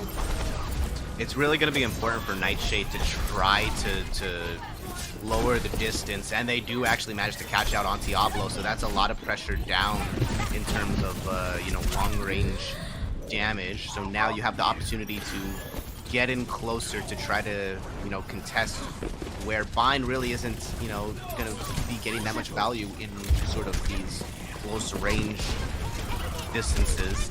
So they do collapse onto them. It was a nice little pick from Antiablo to start off that team fight, but unfortunately just wasn't enough. He got picked off soon after that. And that actually looks like Bind is going to be switching to a diva of his own. Probably doesn't feel too comfortable running the Sigma.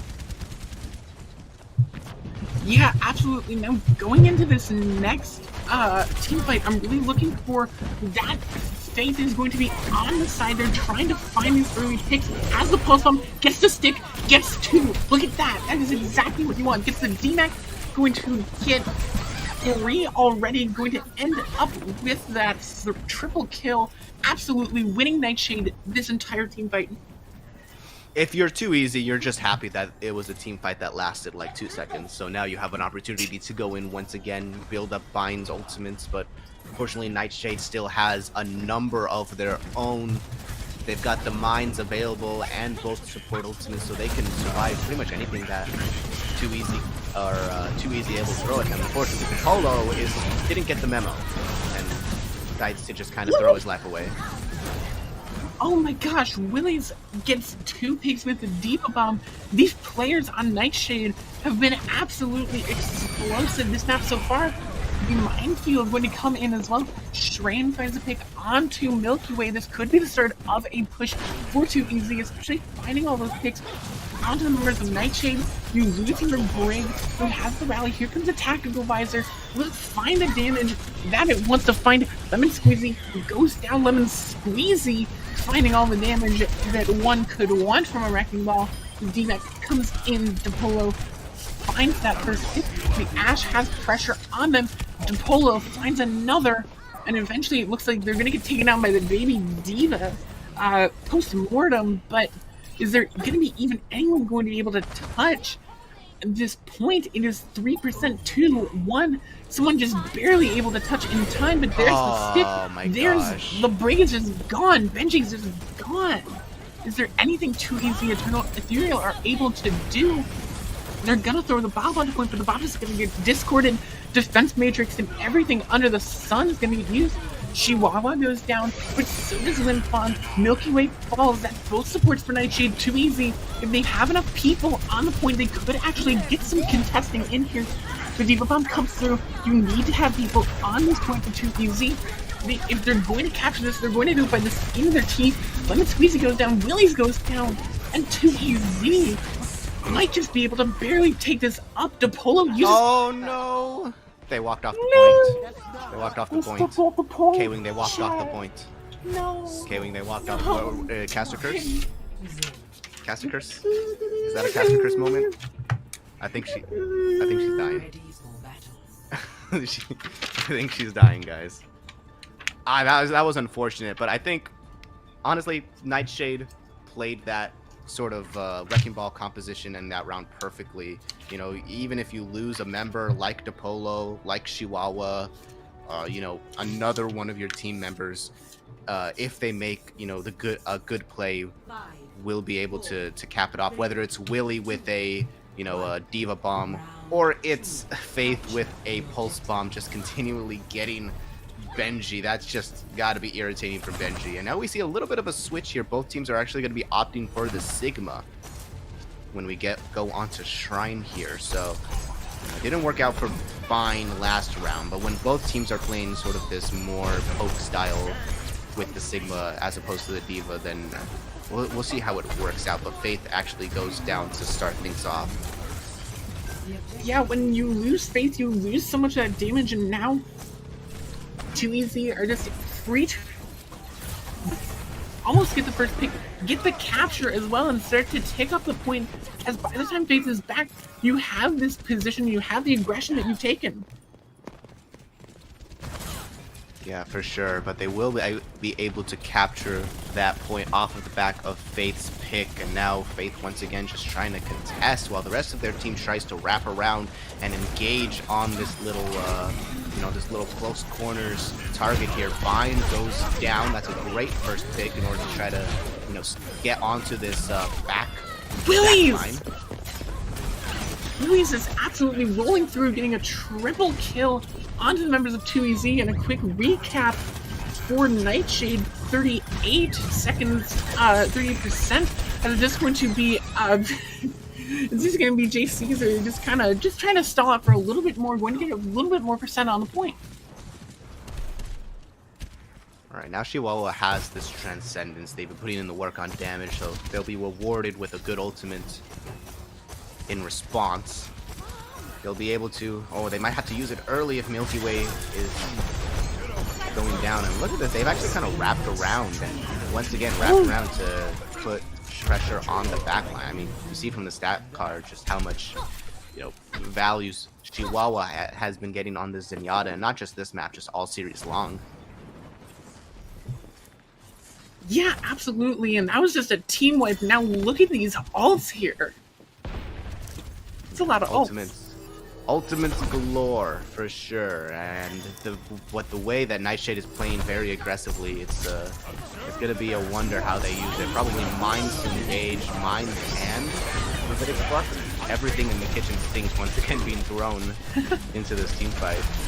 Absolutely, but no picks are coming out of it. Nightshade still have their ult active, but that is it. The rally fades and Faith goes down. Now Too Easy Ethereal, they have 2 ults they're close to. They're close to the Flux and then close to the Rally, and they can use them and just roll through. They know that Nightshade have nothing in terms of ults. The Polo goes down from Limfon. The point is still ticking for Nightshade, but Too Easy Ethereal, it seems like only a matter of time until they win the point. Willies goes down early, finds throws in the accretion. Both these supports are alone, not many people there to peel for them, as Lemon Squeezy is just kind of sitting on top of the drum, just counting on a little bit of tunnel vision from 2EZ. Eventually going to get taken down, but that's almost 99% for Nightshade. Yeah, and when you said all the ultimates indeed had been used, literally all the ultimates were used at the exact same time, and they didn't get any picks. I think because of the Transcendence from Limfon. Once again, they have another one. Both of these Zenyatta's building up their Trances pretty quickly. But it is going to be a graphic Flux from Too Easy to hopefully make a hero play of their own. Or not a hero play, but just, an aggressive play, which it is actually going to be doing, but Transcendence in response. Limfon goes down. Antiablo is gone as well. Faith finds that pick. Bind goes down, and it is just one after the other. Nightshade going to quickly recapture. And for 2EZ, there's just not a lot they can do. They're going to have to regroup quickly, and even if they can, who's going to be able to touch it? Few seconds left. And Limfon might have to Transcendence onto points, if anything. We'll have to see. It's just going to barely be screaming on the point.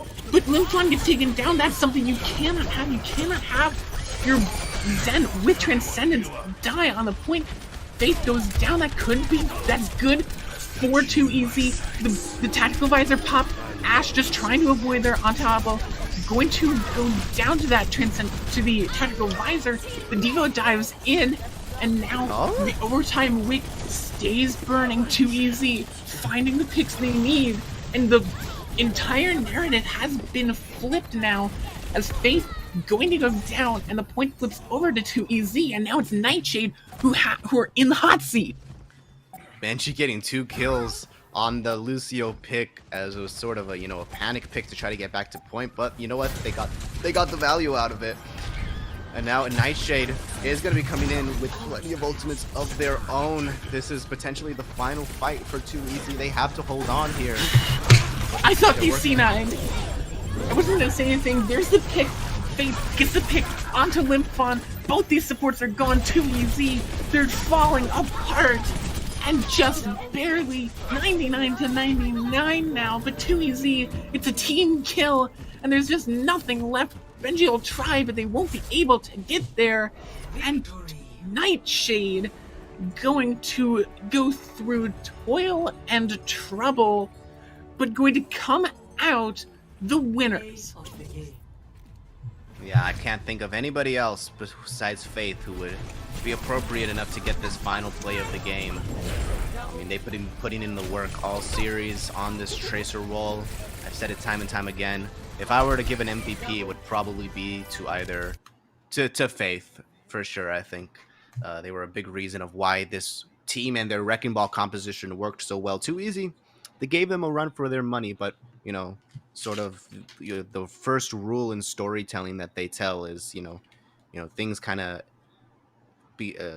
go in a circle. So, Nightshade winning that first control map, and, they win the last one as well.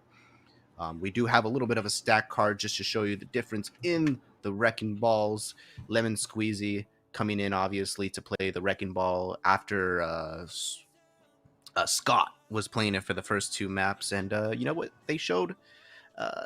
I think it was commendable from J, Caesar P, their Wrecking Ball play. Not too shabby whatsoever, but I think Lemon Squeezy and their team just were more comfortable on the composition overall. And I think that's why you see such a difference in stats. Yeah, absolutely. The eliminations tell it all, just in how much Lemon Squeezy really was doing so much and dying so little. 3 deaths compared to JCCP's 7.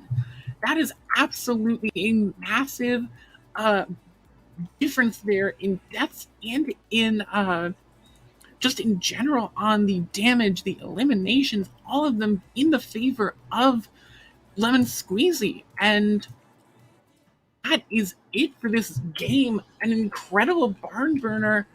But again, that is going to be it for this first game. Don't go anywhere. We're going to have a second game, hopefully not as exciting as this game, because this one absolutely went the distance.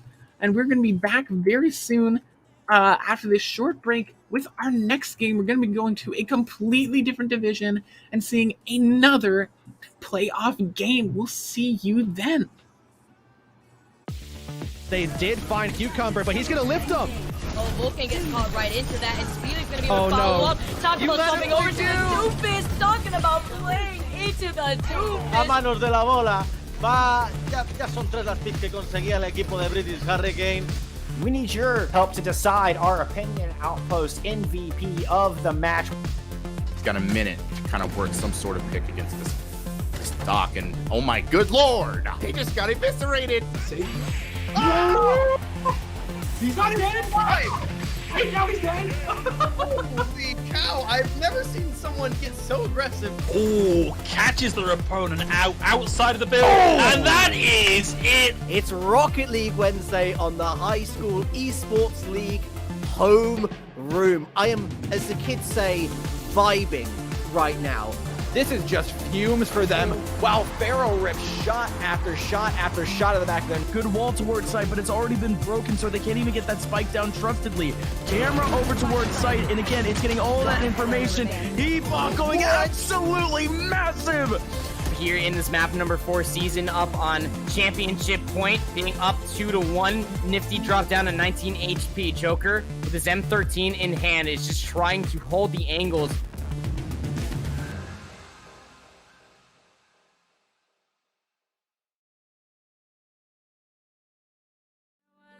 Time when you were young and free. So let's go back to the beaches where I always make you laugh, to the forest where we found a hidden path, to the summertime, to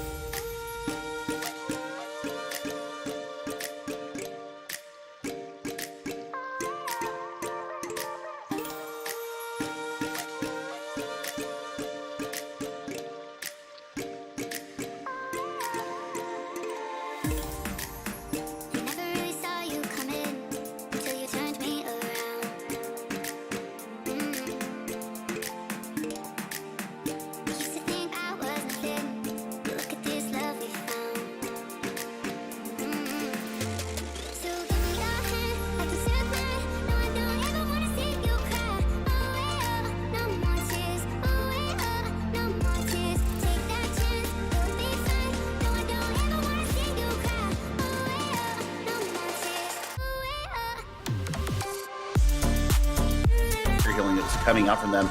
And then the Ana goes down after that, and it was just quick cleanup.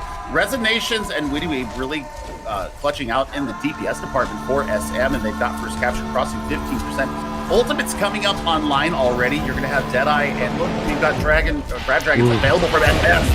Oh, and they're going to waste no time in committing it. The Graviton comes out. It was there, but it's not going to get any. So excited. Thank you so much, Cybjorn.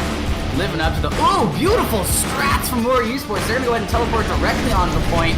So they will be meeting them tantamount. Nothing to try and eat it with, nothing to stave it off, no support ultimates. They've got a shatter. It might just have to be put in to keep the Bastion ult, but they don't care about this Bastion ult. They've got a Batiste! Oh man, this is just nutty right now. This is not something that you want to push in on, but it's going to be the bomb and it charges a Mansion picks at 3! All of them 3 to 2, 1 to Reinhardt, both of the supports, and this is the fight done already. Frost Dragon comes. It does pull out the Transcendence, but the anti-mid gets... And here comes back on the Doomfist, not hacked up by the EMP critically. Starjummer has the Deadeye, no hack this time around. Starjummer gonna clean up the fight, get 3, get the electric cowboy for dancing effect. This might be the best map for that in all of Overwatch as we see the whole shot and the headshot. Bane with the silk thread shot going on. Isn't gonna work well against the Ghost Confar as fine but you're not gonna get through this. I love watching teams that I haven't seen play before play. It's always thrilling. Round 1. It really is. It's wild cards. It's something you don't get to see at the higher levels. Everybody's at least been seen usually at lower level matches. So this is always a fun experience.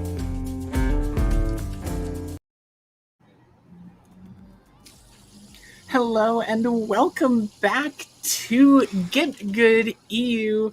We are okay, here when you're muted. With Sorry, I gotta say that right now before things go further. Also, my we're muted. My trick didn't work either because I had a fidget spinner, but it was hidden behind the mic. Hold on, I'll try this again. Can we do a restart? Can we? Let's go ahead and take it from the top, everybody. Let's go ahead and just take it top. All right, go ahead, Kaylee. Okay, 3, 2, 1. Welcome to GitGud EU for our second game of the night between the food fight of Salad Leaf versus Milkmaids. Before we went on break, we had 2EZ, Ethereal, and Nightshade face each other in a barn burner of a match, and absolutely something that incredibly close map that came down to that final control map, only going over to Nightshade 2-0 thanks to an unfortunate C9 from the big old C9 from the wonderful the poor C9 from 2EZ, and now we're looking at Milkmaids versus Salad Leaf, and honestly, what are you expecting from these two teams? Well, so this match is going to be a little less high stakes because it is actually going to be in the upper bracket. So both of these teams are not in danger of going home this week, this week. But obviously both of them want to, stay in the upper brackets. This is actually the semifinals for the upper brackets, I believe. Yeah, the semifinals. So if either of these two teams win, they'll be going to the winners finals, and obviously you want to stay in the upper bracket because it's less stressful. So definitely, for sure, this is going to be an interesting match. I have actually casted for Milkmaids in the past, so I know a couple of their players, recognize a few faces, and from what I remember of their last map, they were pretty comfortable with the Wrecking Ball style composition. Also made a couple of, swaps onto like Pharah and Roadhog. So it'll be interesting to see what happens in this map. The first map, I believe, is going to be Lijiang Tower. Once again, tried and true. A lot of variants on this map. You can see a lot of different compositions as well, but I think we're just about ready to go into things. Anything you want to say, K-Wing? Yeah, I think that Lijiang Tower, we talked about this before we went to when we were talking about Control the first time, is that like you said, there's a lot of different strategies, and it sets the tone for what these teams are going to want to play. If they're going to try and stick to the rush composition, back with 2EZ, we saw a lot of the Wrecking Ball compositions, the Wrecking Ball Diva, the Wrecking Ball Sigma, etc. And so, just in general, seeing what these teams are going to try and run is going to be really interesting as we roll out, especially on which round of Lijiang we're going to, because that can decide a lot. Yeah, if it's something like Control Center, it's definitely going to be more styled towards Brawl and Symmetra as well. We are going to be starting off on the tower, however, so I'm expecting to see maybe some Pharah here. Maybe you can still run like Winston Dive and Rush as well, but I think Wrecking Ball is like the for sure preferable, like you know, sort of composition. And Rack is already teasing me with the Roadhog. He pulled it out a couple times in the last series I casted with them, and it was pretty good. I'm not gonna lie. I have to give him a lot of credit for making it work. But you know, Roadhog's definitely one of those heroes that you do really well with on one day, and then the other day you just miss all your hooks and everything goes sideways. But it looks like they're gonna be sticking with this. Salad Loof, on the other hand, is gonna be doing more traditional with the Diva instead of the Roadhog, and both teams on this Pharah, so always nice to see a Pharmacy battle in the sky. And Mr. Miko decides to go for a little bit of a dive off the cliff. The Ana actually going to catch the Ana can catch the Pharah, and the Pharah going to catch the Ana in return, but Thomas SP is determined to absolutely just wreck through the members of the Milkmaids as they go down immediately, and Salad Loof gets this first point. Yeah, for sure. I mean, Mr. Miko going down definitely does not help Milkmaids at all in that first fight. I'm not sure if they were booped off or not, but you know, unfortunate all the same. But Rack is going to be finding their way onto the point here. It's going to be very hard for anybody on Salad Loof to even contest Rack. I mean, because he's just this big chonky target. So it'll be interesting to see how they decide to go with him. But Buckethead goes down. Great first opening pick. Somehow the point has flipped over to Milkmaid. Of course, all this damage going into the Milkmaids means that Salad Loof is going to be able to take them down, but they're completely even now in terms of percentage. And Tycho is just able to stall out a little bit more. And now Miko as well just able to sit there and just stall out just a little more to get it to 26%. Oak goes down, and that's an interesting sort of strategy. Thomas P definitely getting the better of this Pharah duel, for sure, being able to take down Quadri and Cross Area very early on in that last team fight. And let's just look at the ultimates that Salad Loof has garnered now. It's going to be very difficult for them to even try to do anything. But Quadri goes down again to some directs. I mean, that poor Mercy! The fact that they that wanted poor Mercy! Yeah, it was kind of funny. Mercy just trying desperately to float back to spawn, probably. I mean, the fact that they even nano Thomas P in the first place just tells me the confidence that they have in this player to get the directs and find the damage and get those picks. Yeah, absolutely. And now we have 11 players really close to their ults, or having them already. Tati actually going to go down early. We're going to have to pop the Valkyrie just to try and keep the healing going for Salad Loof. They are keeping this point on the line, but there's the stick onto Rack. Rack goes down. The beat from Milkmaid not going to do anything for Rack. Here comes the barrage. Quadrant going to answer with one of their own and cap the point from Milkmaids. Yeah, nice little play onto the point there. Rack is going to feel the pressure on this Roadhog. Not even going to bother using the ultimate, just going to switch immediately to Diva. They've been blown up this entire series, or this entire map, so I'm not surprised whatsoever. Quadri showing a little bit of their Pharah proficiency as well by getting the kill onto Thomas P and then the barrage for themselves. So definitely, you know, going to be evening up the Pharah battle. Fade goes down, and Mr. Miko pops them off the side. Yeah. So that's a great way to start off this fight. Definitely going to be sending them back to spawn.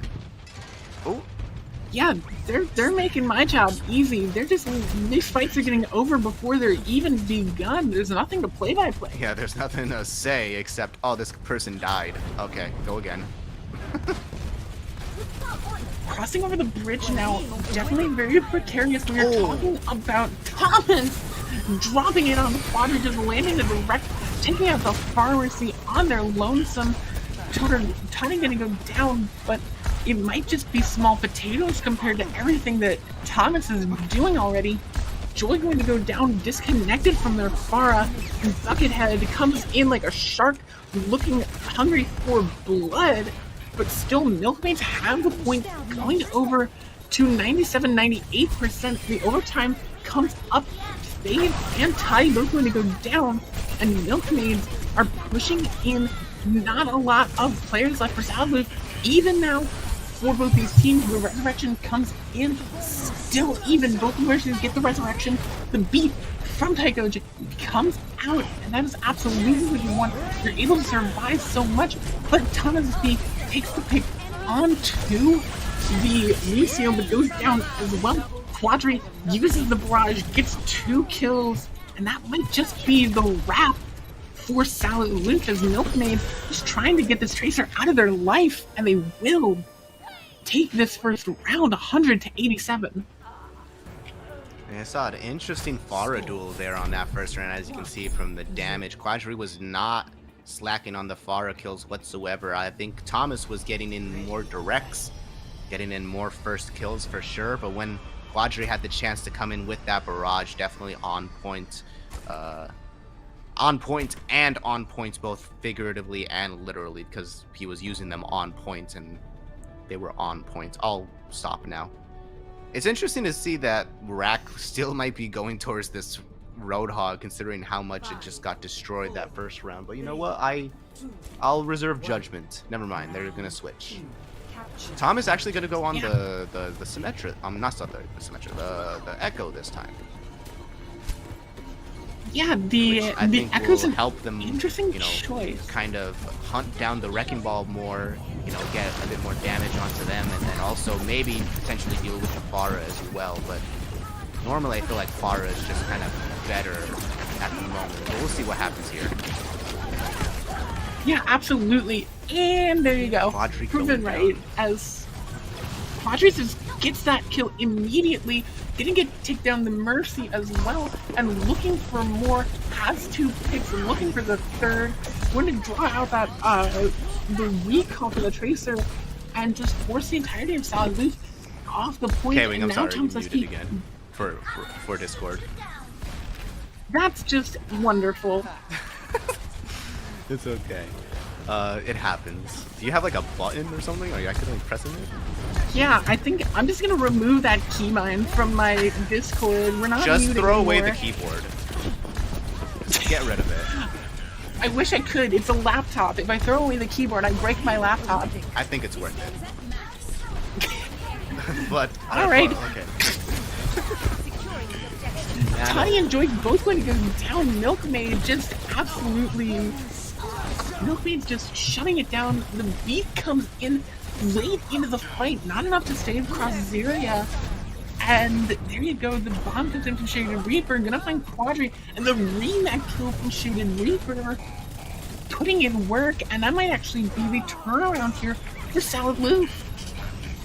Yeah, for sure. I mean, there's a lot of ultimates from Milkmaids to come back on. They're gonna actually commit the mines here, which is so interesting, especially because they have to run away right after, but they're gonna recontest straight afterwards. Mr. Nico's gonna get caught out right here, or not. Adaptive shielding is gonna save them for now, and the mines are still on point. Well, Quadri is able to get in and get a barrage.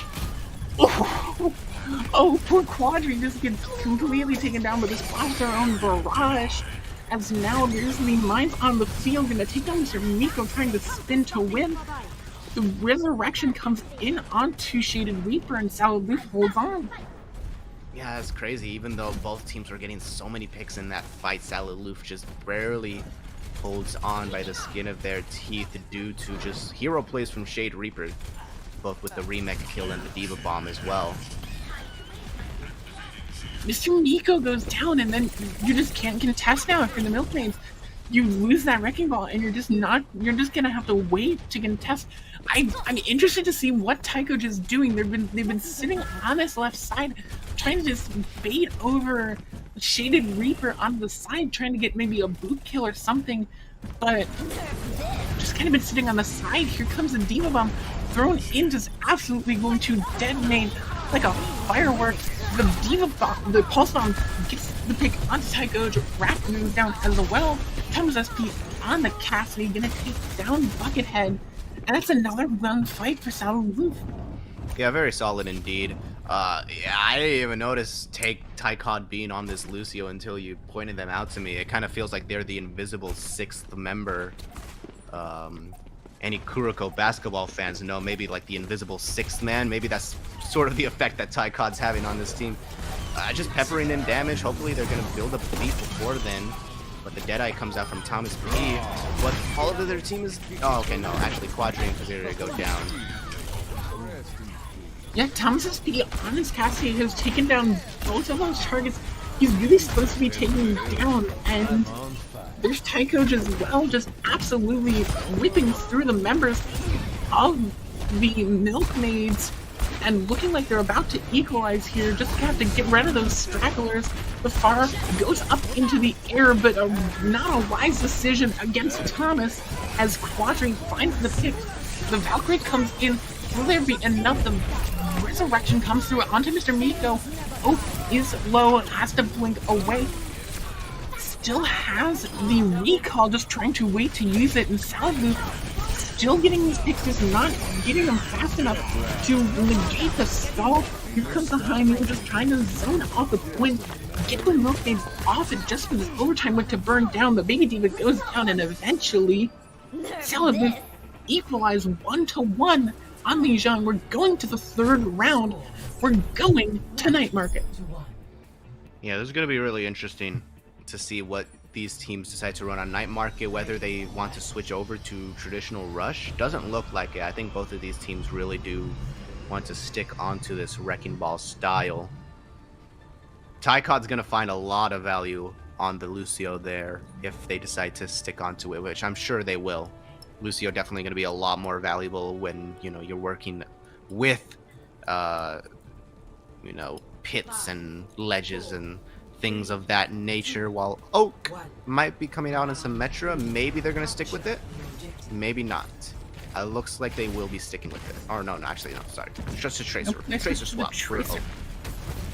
Yep, just to get that earlier positioning, but it looks like Milkmaids are just rolling out a little bit faster. You have that Wrecking Ball that allows you to do just that inch faster fade already. It looks like Milkmaids setting up position on the point. That's sort of going to be their strategy. Oh, the Mercy almost gets disconnected. Fade goes incredibly low, going to get taken down.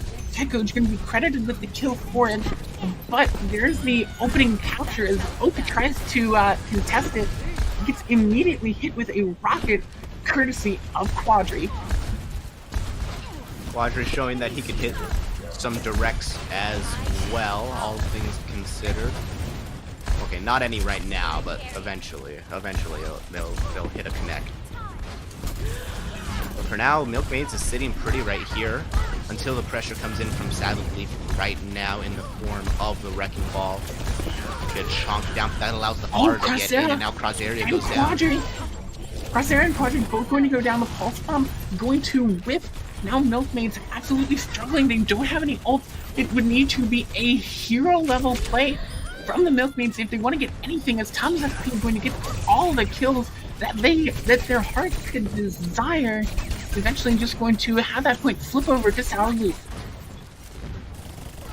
Yeah, Salud definitely putting in a lot of pressure in terms of the Pharah. Not a whole lot that Milkmaids can do there, especially with no ultimates. And now Crossaria is going to get staggered out here. Brutal stagger. as well. Such a brutal stagger. It means more time is going to come off the clock here, and even more ultimate charge for Salad Loof. If they wanted to press all Q all at once, then they would just like, no, don't do that, please. Ultimate recycling is very important. Oh, but the mines actually catch out Thomas. I think Thomas was trying to do like a boost and then hit the mine while they were doing the self-damage boost and just dying. Salad Loop, they're going to lose this fight where they had all 6 ults and didn't use any of them just because they just lost to their Farm Mercy combo early. Yeah, it's kind of crazy actually. They might have been able to hold that with the right ultimates, such as Mines or Diva Bomb, but unfortunately they are going to be sticking with it. And what was once a massive ult bank advantage is now just crumbling to. I mean, now Milkmaids has the appropriate amount of ultimates to kind of match them in whatever they can. Another nano onto Thomas, and it will actually catch out Quadri, so that's really good.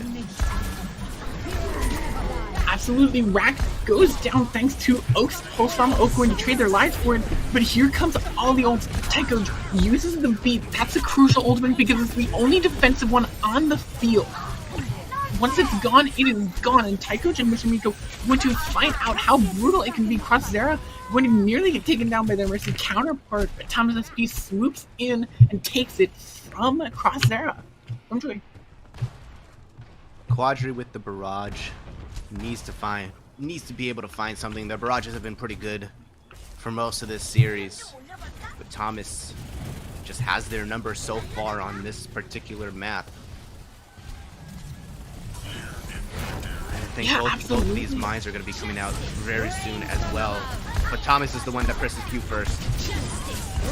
Absolutely. It looks like Quadri's Q might actually be better though in terms of who uses it first. Quadri eventually going to go down, but it might be enough though. The mines coming out from Fade, the counter mines come out from Mr. Miko just to cancel them out, and it looks like Milkmaids get the picks off of some incredible plays by Buckethead. Yeah, Buckethead putting in the work right there on the Tracer as well, especially with the reduced healing from Salad Loop, and now they're being put once again on the back burner. This is anybody's game, if you ask me. I have no idea how this is going to end up.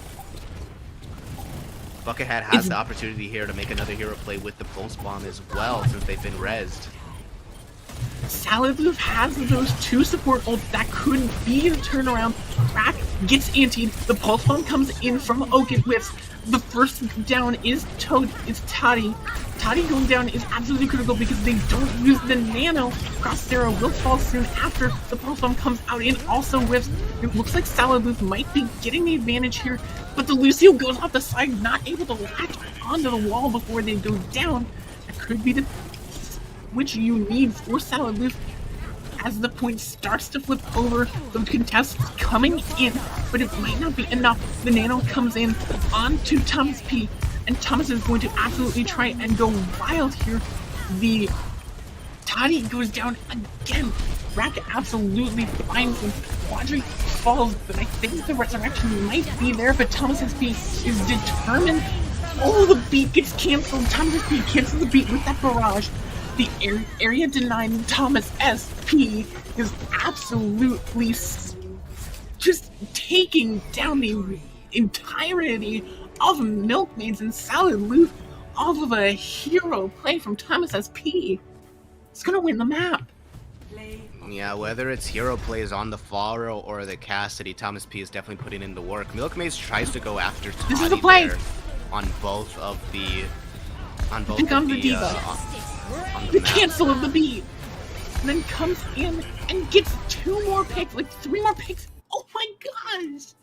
Look at that! That was a 4K to end that map. That absolutely won Salad Loop the map, 100%. I think that if that didn't happen, if Thomas SP did not cancel that beat from Tycho, who built up beat incredibly fast, by the way, built that beat up incredibly fast, was at like 50% when we started that last fight, built that beat up, had it canceled. If that beat went off, we could have been singing an absolutely different song. And that's just hero plays from Thomas SP, building that ult incredibly fast and using it to perfection. Yes, for sure. Especially the fact that Milkmaids was going after Toddy for most of that round. Actually, he gives Thomas P the Nano and then immediately dies because both of the Tracer and the Wrecking Ball are going after Toddy at that exact same moments. So if Thomas P didn't pop off at that exact moment, then yeah, I think it probably would have ended up very differently. But I think Thomas P is definitely going to be the hard carry hero or player to watch in this match, especially if Saddle Leaf ends up winning. Actually, we have a bit of a stat line here from Quadri versus Thomas P. And just look at, I mean, I think it's pretty 10K. clear who had the better performance here. 10k damage per 10, 31 limbs per 10 compared to 17 from Quadri. That is almost double the limbs per 10. Final blows 13 to 21. Deaths almost half. Thomas P is absolutely dominant on this Pharah, and if you're Milkmaids, you need to shut down. Pick a map that is going to shut down this Pharah, and it looks like they're picking Eichenwald. I think it's interesting too because the little that we saw of Thomas P on Cassidy as well shows just watching him play that hero. It shows me that they're just as capable of playing other heroes as well. So it's not just the Pharah they need to worry about as well. But definitely here on Eichenwald, there's still a lot of Pharah potential, especially on point number 1, where you have the pillar for the Pharahs to play around either on attack or defense, especially on defense as well. It's going to be interesting to see how Milkmaids can get around this, especially when Quadri, who's, kind of their carry DPS player, is very comfortable on the Pharah as well. Are they going to try to continue running this Pharah mirror in an attempt to maybe get more value than Thomas does on the Pharah? Or do you want to run a different kind of composition? Probably not, because any composition up against a Pharmacy that's that powerful is definitely going to be non for this world. I would not want to play Rush against Thomas P's Pharah.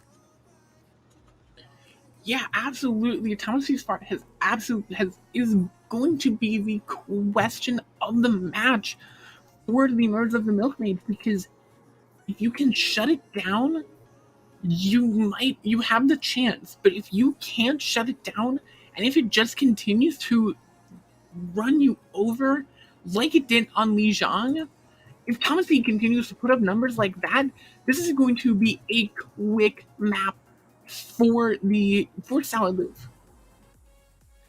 Yeah, to be fair though, map number 1 was very close. I mean, it really was the hero play from Thomas P that secured them that win. It could have been anybody. It was like 99-99, I think, for that last round there. So, like I said, it'll be interesting to see. I don't expect any of these teams to change compositions going into it, but if they do, or actually if they don't, then actually you're probably right. Then, Thomas P is going to give Salad Loof the edge to make this into a 3-0, but if not, it'll be an interesting series is what I'm trying to say.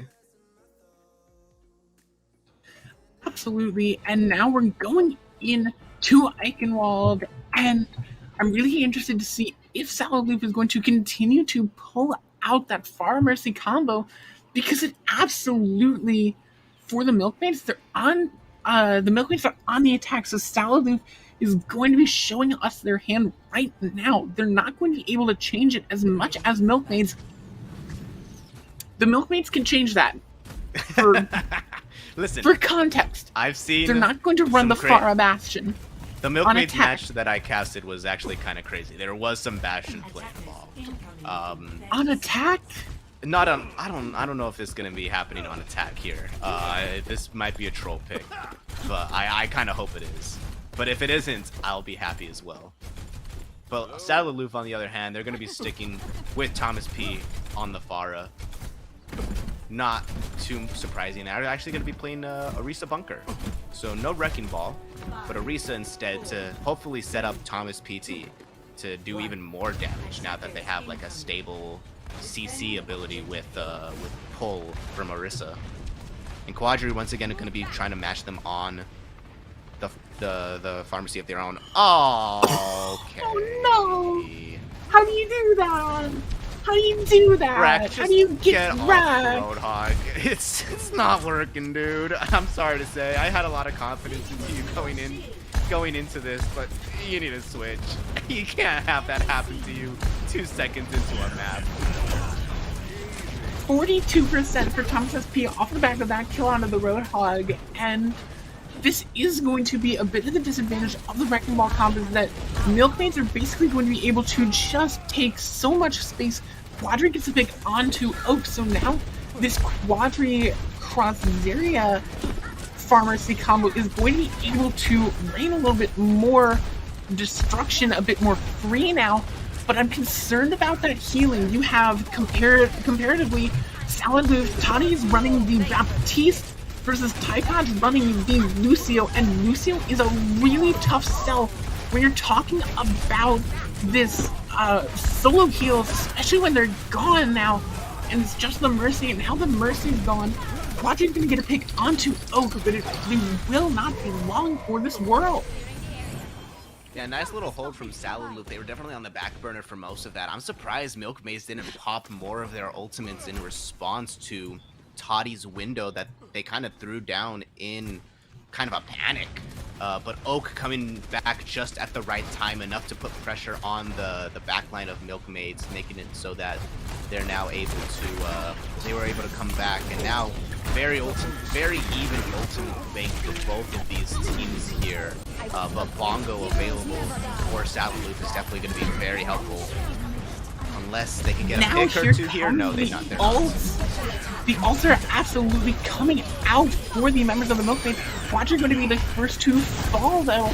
The minefield comes out from Mr. Miko. They're using the kitchen sink. The hook comes in on Thompson. Thompson's going to eventually go down. Oak finds the pick. So does Toddy.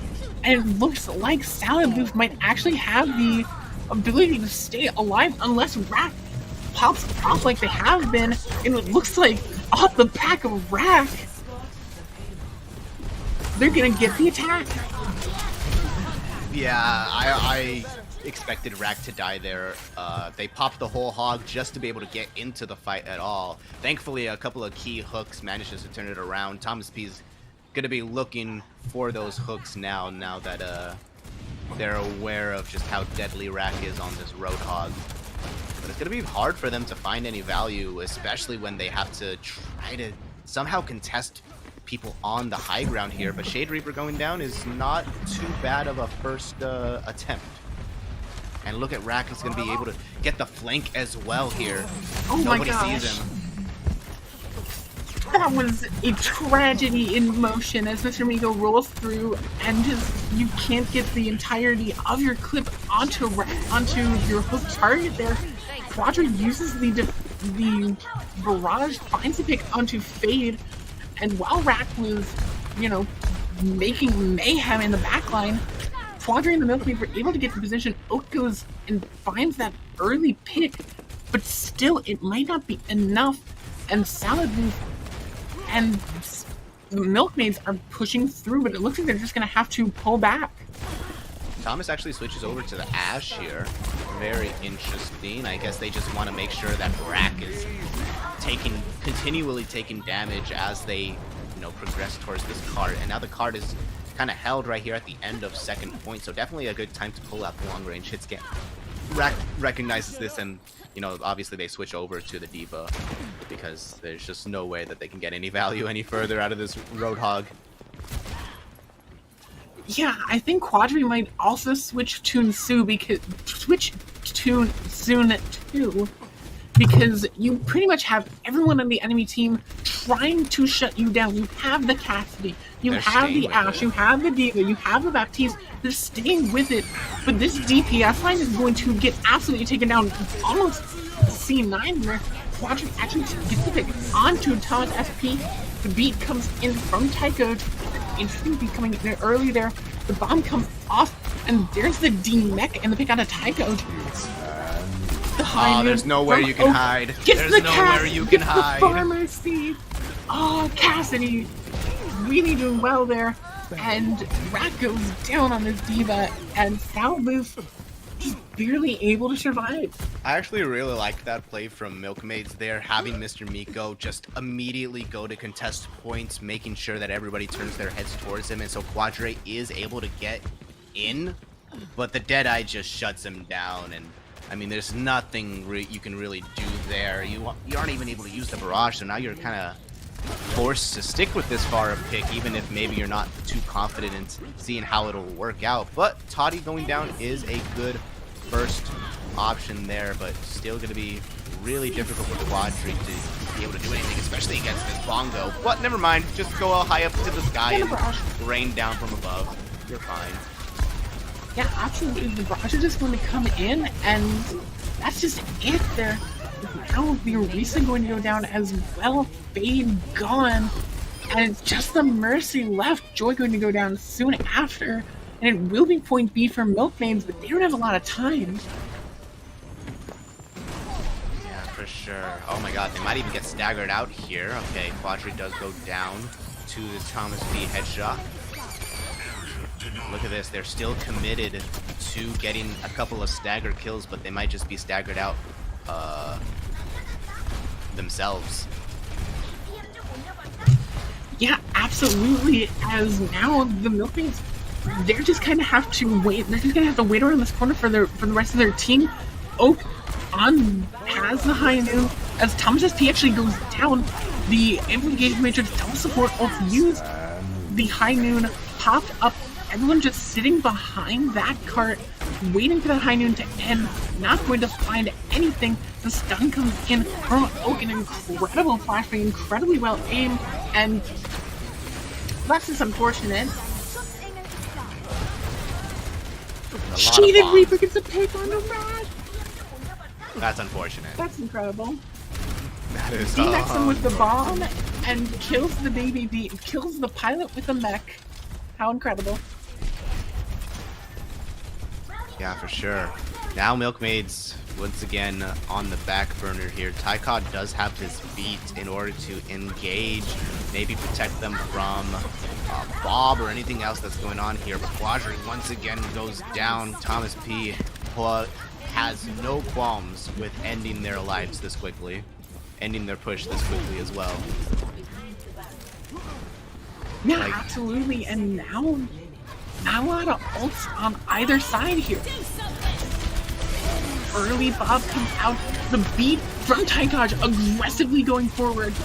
Now Milkmaids, it is now or never for them. Mr. Miko already goes down to the Bob, and it is just a matter of can they keep this going long enough for the DPS to build up their ult.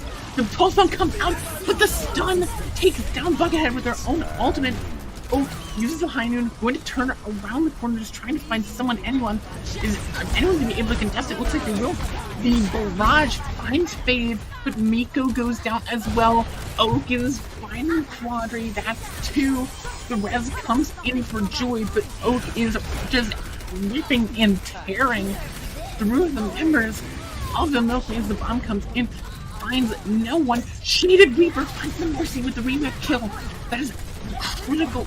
Shaded Reaper finding another with those micro missiles and going to wrap it up for Salad Loop right there. As there you go, round 1 complete, 38 meters into point C. Score 0-2. Yes, for sure. I mean, the fact that you stick onto a Wrecking Ball composition on that third point is a bit questionable. It's just so hard to get into it. You saw how difficult it was for Milkmaids to even try to push into that area when you have, you know, a window going down, a Bongo, Valkyrie, so that you get double damage, damage boosting, all at the same time. It's just so much. Nobody's able to stay alive. Mr. Miko or Rack or Quadre is not able to get any value. Buckethead whiffs the pulse bomb as well. It's just unfortunate series of events. And now it's going to be their turn on defense. How are they going to shut down Thomas P? That is the question that still needs to be answered, because honestly, I still think they haven't done it yet. Yeah, Thomas P has absolutely been allowed to reign supreme on whatever they're playing, on the Ashe, on the Pharah. And it just shows that Thomas P is the question that Milkmaids so far have not been able to answer. And if they can't answer it here on this defense, they could go down 2-0. Yeah, for sure. And it looks like Salaloo, for their part, they're going to be sticking with the tried and true Thomas P. Farah as well. Don't need them on the Ashe anymore. They're more than confident in their ability to make magic happen on the Farah, especially in that Pharmacy kind of dual setting. So now it's just going to be waiting to see. Quadri is getting in a very good amount of poke. It looks like they want to stay away from Thomas. Or actually, no. Go ahead. They'll go ahead and take the duel themselves. So Buckethead goes down. Buckethead goes down. Oak finds that opening pick, and now you lose one of your hit scans. Already the point almost going to go over to the point. Almost gets one tick for Salaloo, but it might just be... It's going to be Quadri and Joy going down. The Pharmacy is gone, and Thomas P is going to be allowed to just rain down death and destruction from the skies, from the heavens. The Salaloo takes the first point in 5.5 minutes on the clock. Quadri's probably just shaking his head right now, just wondering how the heck am I supposed to deal with Thomas P if I also have Shade Reaper and Fade both going after me and knocking down me and my Mercy. It's impossible. But actually Crossaria, she decides she wants to take down Thomas P herself. My teammates aren't doing it, so I will instead. And now you got not many ultimates to work with on the side here. You can nano Thomas P once again once they get back into the fight. It seems like that's going to be the game plan going into this. There it is. There it is. Oh my god, the sleep! Gets slept! He's going to absolutely just sit them there and wait. Gonna get antied as well. And that is a really good high value sleep from Crossaria, but it's not going to matter. Thomas SP will find her in the end, and that's just it. Milkmaids are being repulsed by Salaloo. They are already at this end here, forcing this Pharmacy away and staggering them out. If this Mercy goes down, it could be devastating for the members of the Milkmaids tag, which is able to regen. The Echo comes out from Buckethead though. Yeah, Echo to come out as well, maybe to put some more pressure. That is a great boop. That's just it. The Mercy's almost gone. There they go. And this card has barely been moving, but still, Salaloo for just rolling through. Yeah, for sure. They haven't needed to really use any of their ultimates either. Just the nano committed for basically this entire push. I don't know if anybody's going to be able to contest. No, they're not. They're going to decide. Actually, no. Diva will contest through the window. Lines pop down. Oh, it's chaos. Thomas P dies. Thomas P dies. Does get the D-Mac. There's the Diva Bomb. Everyone comes in and... You hear that? Nobody was on the point. Well, to be fair, everybody was dead on the point. So it's not that they weren't on the point. It's just that they were dead on the point. Doesn't count. But I mean, yeah, that's a team fight where every ultimate is committed, but just the right combination is found for Salaloo. Is anybody going to be able to contest? Okay, Mr. Miko is there. There is a chance here. Absolutely, but now you just pretty much have nothing for the Milkmaid, and here comes the nano onto the Cassidy. That's just going to pump up the damage. The anti comes in onto Fade. Buckethead's gone. Whack is D-Mac. Whack is taken down, and it's all Thomas SP all day. And Shaded Reaper gets D-Mac, but it's just small potatoes compared to the DPS of Salaloo and their absolute aggression here. Eventually when you're taken down, but really won't be enough. The adaptive servants come out and Buckethead copies the Tracer, trying to get these big pulse bombs, but will there be anything there? The minefield going to come out. Mr. Miko going to be the one going down. The pulse bomb does find Joy, but still, Salaloo, it looks like not going to find the box of victory today, but will be very, very close. It's Spawn advantage working wonders here, meaning that Milkmaids can stay in this map. Actually gonna be moving over to a Reinhardt, which is the appropriate kind of switch to make here on this last point of Eichenwald. It's gonna be interesting to see. Actually, Buckethead on the Junkrat as well. In this Rein mirror match, now that Fade has switched over as well, Junkrat is definitely a good pick here to kind of win the shield war here. So I think Milkmaids now have an opportunity here. Thomas P tries to get something with the Deadeye, doesn't find anything, cancels it immediately. Here comes the Diva Bomb for Shade Reaper. The Nano comes in onto Fade. Fade finding two. The Diva Bomb goes down. The Nano comes in onto the Soldier 76. Quadri going to be able to find Fade. And it looks like just barely Salad Loose are still repelled. Yeah, just barely. Losing Mr. Miko was really, really stressful. I gotta imagine, but the visor from Quadri manages to do enough damage to the remaining members of Salad Loop. Pulse Bomb is gonna be something to work with here, but Fade has his Shatter. That could be crucial here, especially since, I mean, just look at how exposed the support line is. Oh, Miko goes down. There's a perfect time to lay down the Shatter. It's a free Shatter now. There's no shield, no protection for the members of Milkmaids. The Riptide comes in. It gets two. It gets both supports. Will it be enough? All of Salad Loose sustain is gone. But will they even need it? No, they won't. That'll be the win. And 2-0 now. Milkmaids, they need to start a reverse sweep. Yeah, they need to start a reverse sweep if they want any chance. What I find most interesting there too is that I don't even really think that Thomas P was exploding or, you know, putting in an insane amount of work on that last portion of the map either, like when he was on the Pharah or anything. I really think it was the fact that Milkmaids were now focusing so much on Thomas P that means that other players that were on Salad Loof, like Oak, like Fade, and like Reaper, they could start to, you know, get value, and, you know, just so much space is being created from the presence of Thomas P alone. So definitely good win for Salad Loof there. We will be going to a short little break at the moment, and going to be going potentially to the final map of today. So we will see you then. They did find Cucumber, but he's gonna lift him. Oh, Vulcan gets caught right into that, and Speed is gonna be Oh, able to follow no. up. Talking You about let coming him over to do. the Doofus, talking about playing into the Doofus. A manos de la bola. Ya son tres las picks que conseguía el equipo de British Hurricane. We need your help to decide our Opinion Outpost MVP of the match.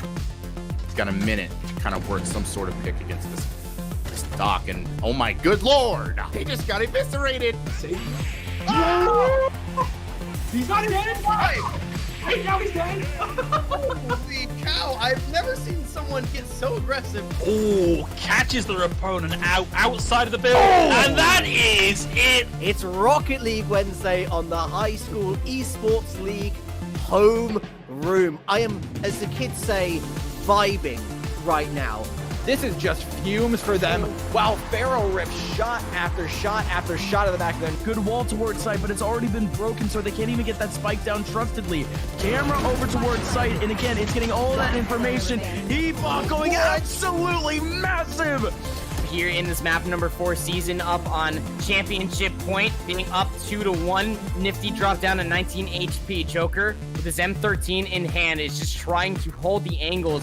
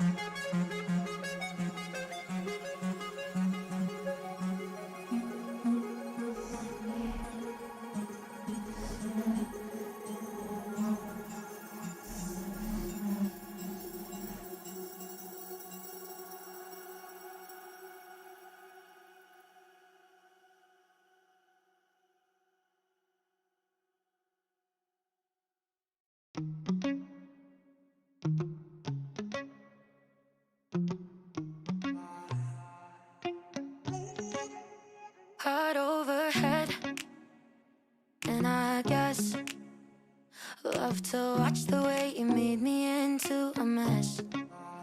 Hands on my dress, neon red. You were everything I didn't need until you left. Now I'm dancing around my living room. I get drunk on the thought of you and I.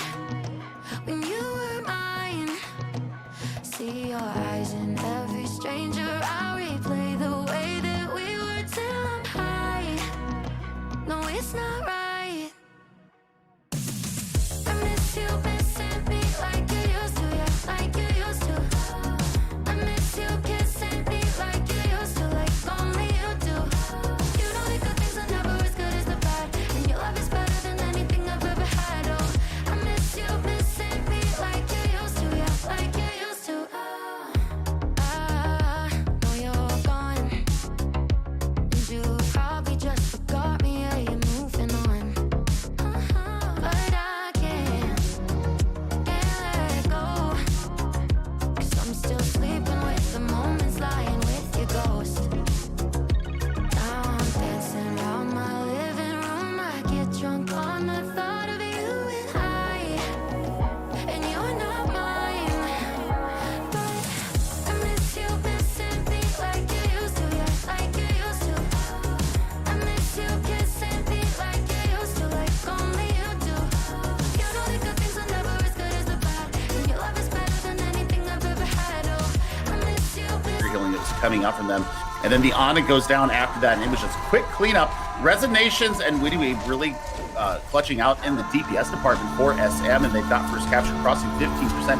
Ultimate's coming up online already. You're going to have Deadeye, and look, we've got Grab Dragons available for that test. Oh, and they're gonna waste no time in committing it. The Graviton comes out. It was there, but it's not gonna get any. Oh, excited. Thank you so much, Sidebjorn. Living up to the beautiful strats from Roar Esports. They're gonna go ahead and teleport directly onto the point, so they will be meeting them tantamount. Nothing to try and eat it with, nothing to stave it off, no support ultimates. They've got a shatter. It might just have to be put in to keep the Bastion ult, but they don't care about this Bastion ult. They've got a Batiste! Oh man, this is just nutty right now. This is not something that you want to push in on, but it's going to be the bomb and the charges to Mansion Pixel 3! All of the 3 that you want, the Reinhardt, both of the supports, and this is the fight done already. Frost Dragon comes. It does pull out the Transcendence, but the anti-nade gets... And here comes back on the Doomfist, not hacked up by the EMP critically. Starjummer has the Deadeye, no hack this time around. Starjummer gonna clean up the fight, get 3, get the electric cowboy. We're dancing a fast. This might be the best map for that in all of Overwatch, as we see the hook shot and the headshot. Bane with the silk thread shot showing off. Isn't gonna work really well against the Ghost Confar as fine the or you're not gonna get through this. I love watching teams that I haven't seen play before play. It's always thrilling. Round 1. It really is. It's wild cards. It's something you don't get to see at the higher levels. Everybody's at least been seen usually at lower level matches. So this is always a fun experience. Jumping in. Hi, how's it going, guys? And welcome back. We're here with Salad Loof versus Milk Maize, of course. 2-0 so far for Salad Loof, as an incredible match so far, as Salad Loof have had have had their eye on the sky the entire time with a dominant Pharah performance. Yeah, Pharah or Ashe or Cassidy, whichever hero that this Thomas P is playing at the moment. I mean, this whole team is kind of shaken to their core, and not just Thomas P, but their performance is also allowing their team members to get in good value on their heroes as well. Oak in particular, I think, is somebody who popped off in that last series on the Tracer role and the Cassidy role as well. And Shade was doing some excellent work on the Diva. So you can't just give all the credit to Thomas P, who is on Salad Loof right now, but definitely for sure he is sort of the key focus. And now Milkmaids are one map away from going down into the not the losers bracket, but the lower bracket. I don't want to call anybody a loser except myself. But I mean, yeah, they're pretty close to getting demoted down there. And the next map is going to be something special. It's going to be Junkertown here. So not a lot of opportunity for Pharah play here for sure, but they're going to be a lot more emphasis on hit scan play. How do you think this is going to shape up, K-Wing? Yeah, I think that Junkertown with its long sight lines is, like you said, it's a sniper's playground. So we're probably not going to see that Far Mercy because they will be absolutely short pickings for a Widowmaker or for an Ashe. But you know what? Strange things have happened here. I don't think it would be that much stranger if we saw some Far Mercy on Junkertown. There's no way. At least not on first point. Wait, if we see it on first point, maybe? I will actually eat my shoe. I know I said that last time, but I will actually do it this time. On the side of Saddaloof, no, it doesn't look like they're gonna come out with actually they might switch here. But Wrecking Ball Sigma to start things off. Dang okay, it. traditional. You wanted to see the you wanted to see the Doom? No, I wanted to see the shoe eating. Ah.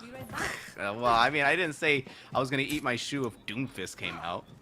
I'm okay with Yeah, Doomfist. but I wanted to see the Far come out. Okay, well, So it's they not can eat happening. your shoe. I wanted to see that. Dang. It's just not happening here. But it looks like they will be playing the standard Wrecking Ball composition. Shade Reaper on the Sigma. Milkmaid's going to come out with much the same here. Buckethead on the Hanzo here, maybe to put a bit of pressure on the Sigma shield. And also maybe catch out some of those one-pick potential headshots. Yeah, absolutely. Quadri goes very low and does not fall yet. Fade also going to go very low, just charging up these ults. Quadri side Shaded Reaper, but Tycho also going down. You lose that Discord Orb, and a lot of your damage potential as Fade going to get taken down as well. And now Saladin pulling back. Yeah, for sure. I mean, Rack going to be on sort of the off angle here, trying to catch out some people as they come in from that little cubby in the corner. Not going to be able to find too much. And now Buckethead's super close to this Dragon Strike as well because of the amount of work that he put in, but Quadri has gone Quadri down. goes down. Toddy as well, though, losing that Discord Orb. Again, you lose so much of your damage potential. Like I've been saying this entire time, is this your Miko is going to fall as well. Buckethead has the Dragon Strike, the only ult on the field right now, but Oak is climbing towards his Pulse Bomb, has it now, going to throw it out towards the Hanzo.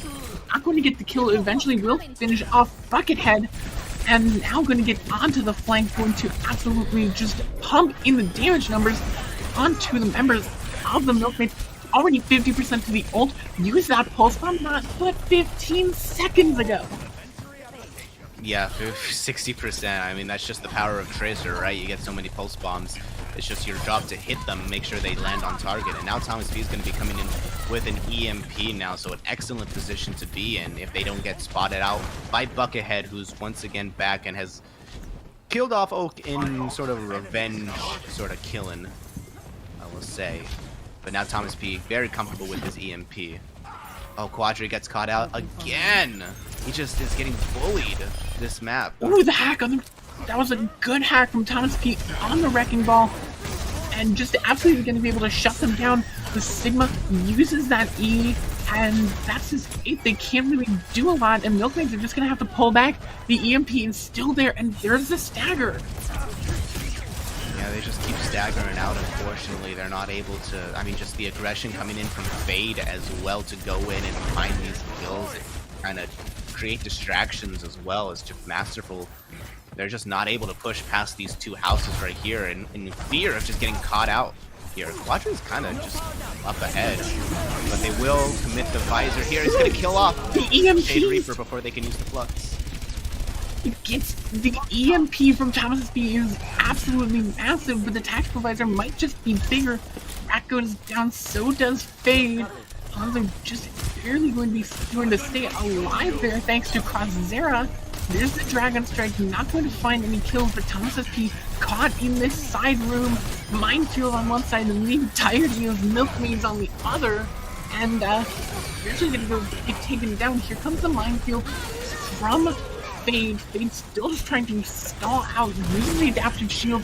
Gets a lot, going to throw the Sigma's body up into the air with those explosions, but it's just going to be staggers at this point and eventually going to get taken down.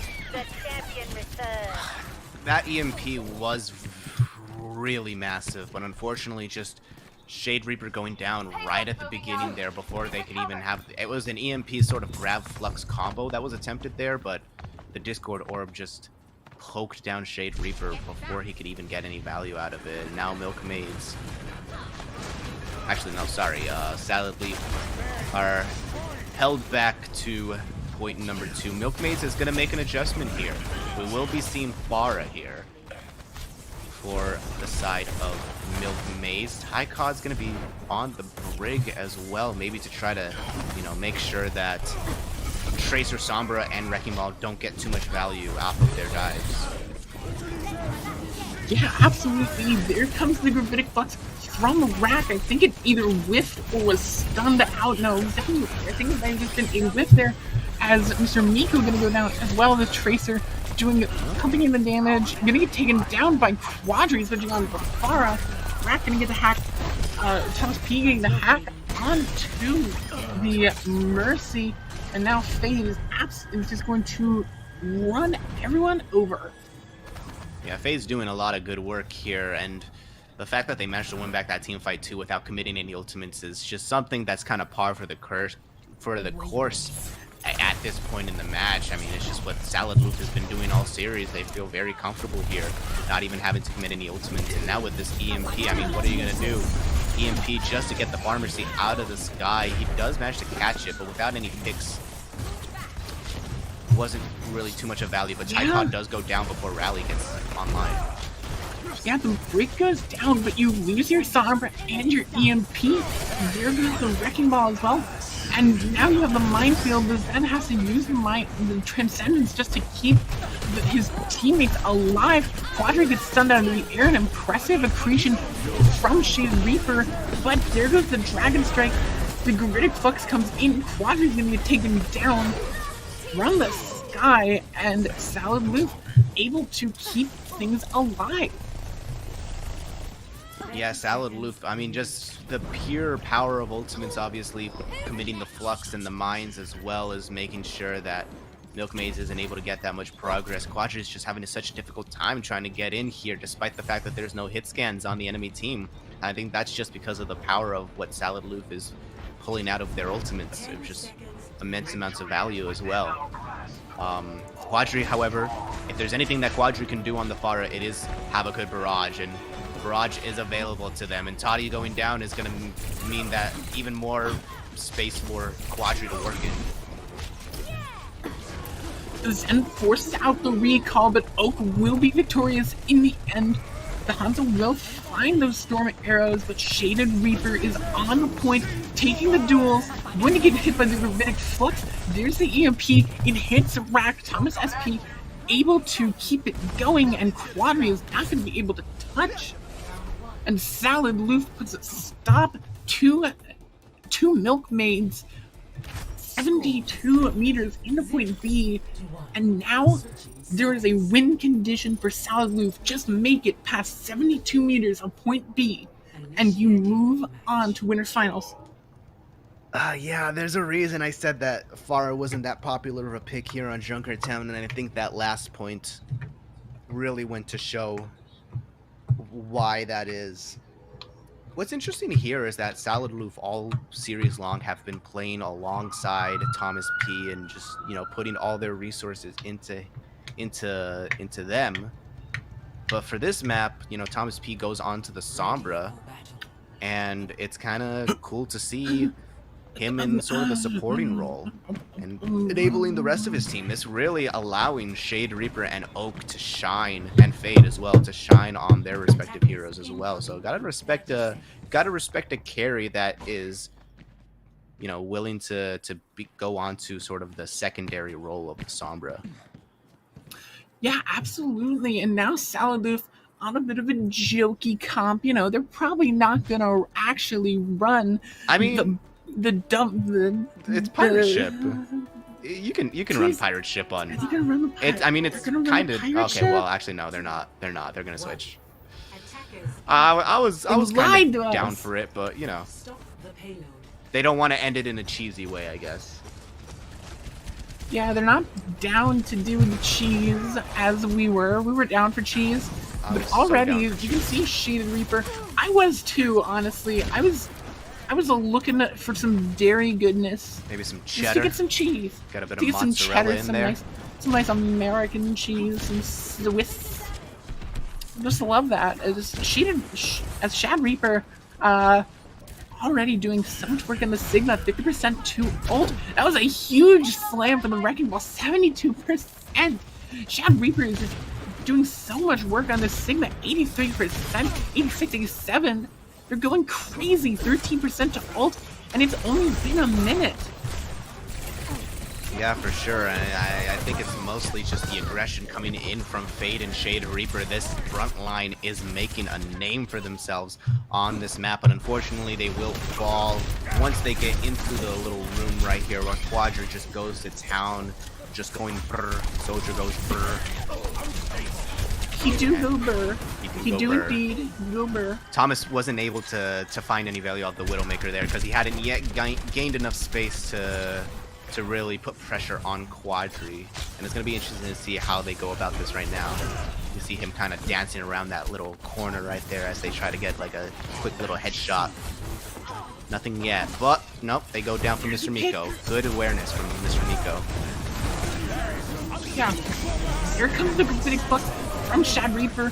It's an aggressive choice, but it does draw out the Transcendence. That's pretty much all you could want. The Nano comes in onto Quadri, not going to be able to use the tactical visor with it.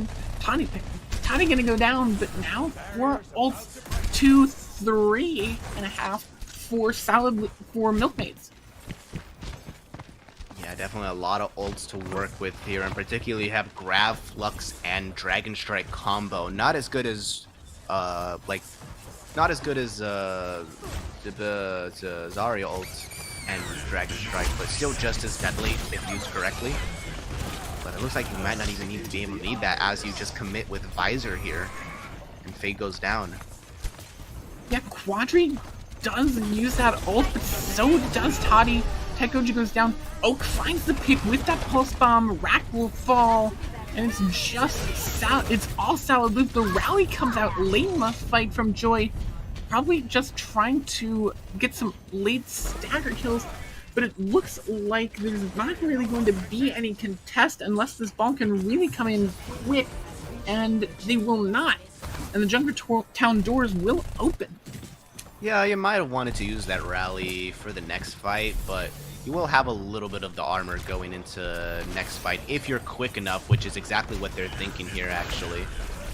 Such a big slam from Fade, too, gets so many of the members low. Quadra just goes down instantly. An EMP from Thomas could easily cancel things out. No, not yet. Yeah, Thomas not in position.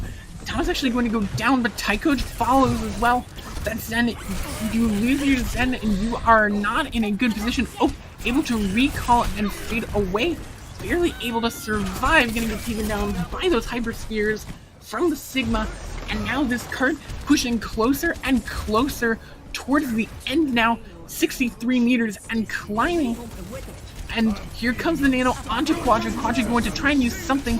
Gets hit with the EMP. Gets hit with the Gravitic Flux. Slammed to the ground. And it looks like the members of Saladoof will take it in a quick 3-0. And that'll just be it for them. Yes, Saladoof showing their stuff. And I gotta say, like I said, I was very impressed with a lot of their members' performance, and I think especially on this last map, Shade Reaper had a game on the Sigma. Sigma is a very hard hero to play, in my opinion. Hard to get a lot of value out of their primary fire, but I think, them putting the team on their back and following up on the aggression that was coming out from Fade and the rest of the members, and Thomas P taking a step back but still putting in the work on the Sombra as well. So definitely a well-earned victory from Salad Loof, and they will be moving on into the upper bracket, while Milkmaid will, unfortunately, if they want to have a chance of competing in the grand finals, they will have to do it from the lower bracket. Yeah, absolutely. That is going to be it for us now, as Salad Loof quick run through Milkmaids and absolutely showing their dominance going forward, looking for their opponent in winners finals, looking to soon go to grand finals. They are one match away from going to grand finals, and they're definitely showing their power there. And impressive job from them. And congratulations. So, Rudy, before we sign off, is there anything you want to say? Yeah, actually, so we're gonna go ahead and end this game here with solid 3-0 for Salad Loof, and we here at Get Good obviously held in sort of by Elo Hell Esports, and we kind of like to pride ourselves on being like a pretty big community and being an all-inclusive community and stuff like that. So we just wanted to actually give a little bit of a short message here. Unfortunately, today we learned about the loss of a player in Denial Esports, and a beloved a personality of the Spanish Overwatch community. And we just want to say that we here at Get Good and EHE would like to send our sympathy and thoughts towards his family and friends, and our supports towards the Spanish community. We might have some more stuff to say about this later on as well, but for now, we just wanted to go ahead and extend our sympathies as well. And also, we wanted to add on as well a little phrase in Spanish, "Estamos con vosotros," which means "we're with you." So anybody who's hurting there, just know that we're here for you. But I think that'll be it for this broadcast as well. Thank you all so much for watching. Be safe out there.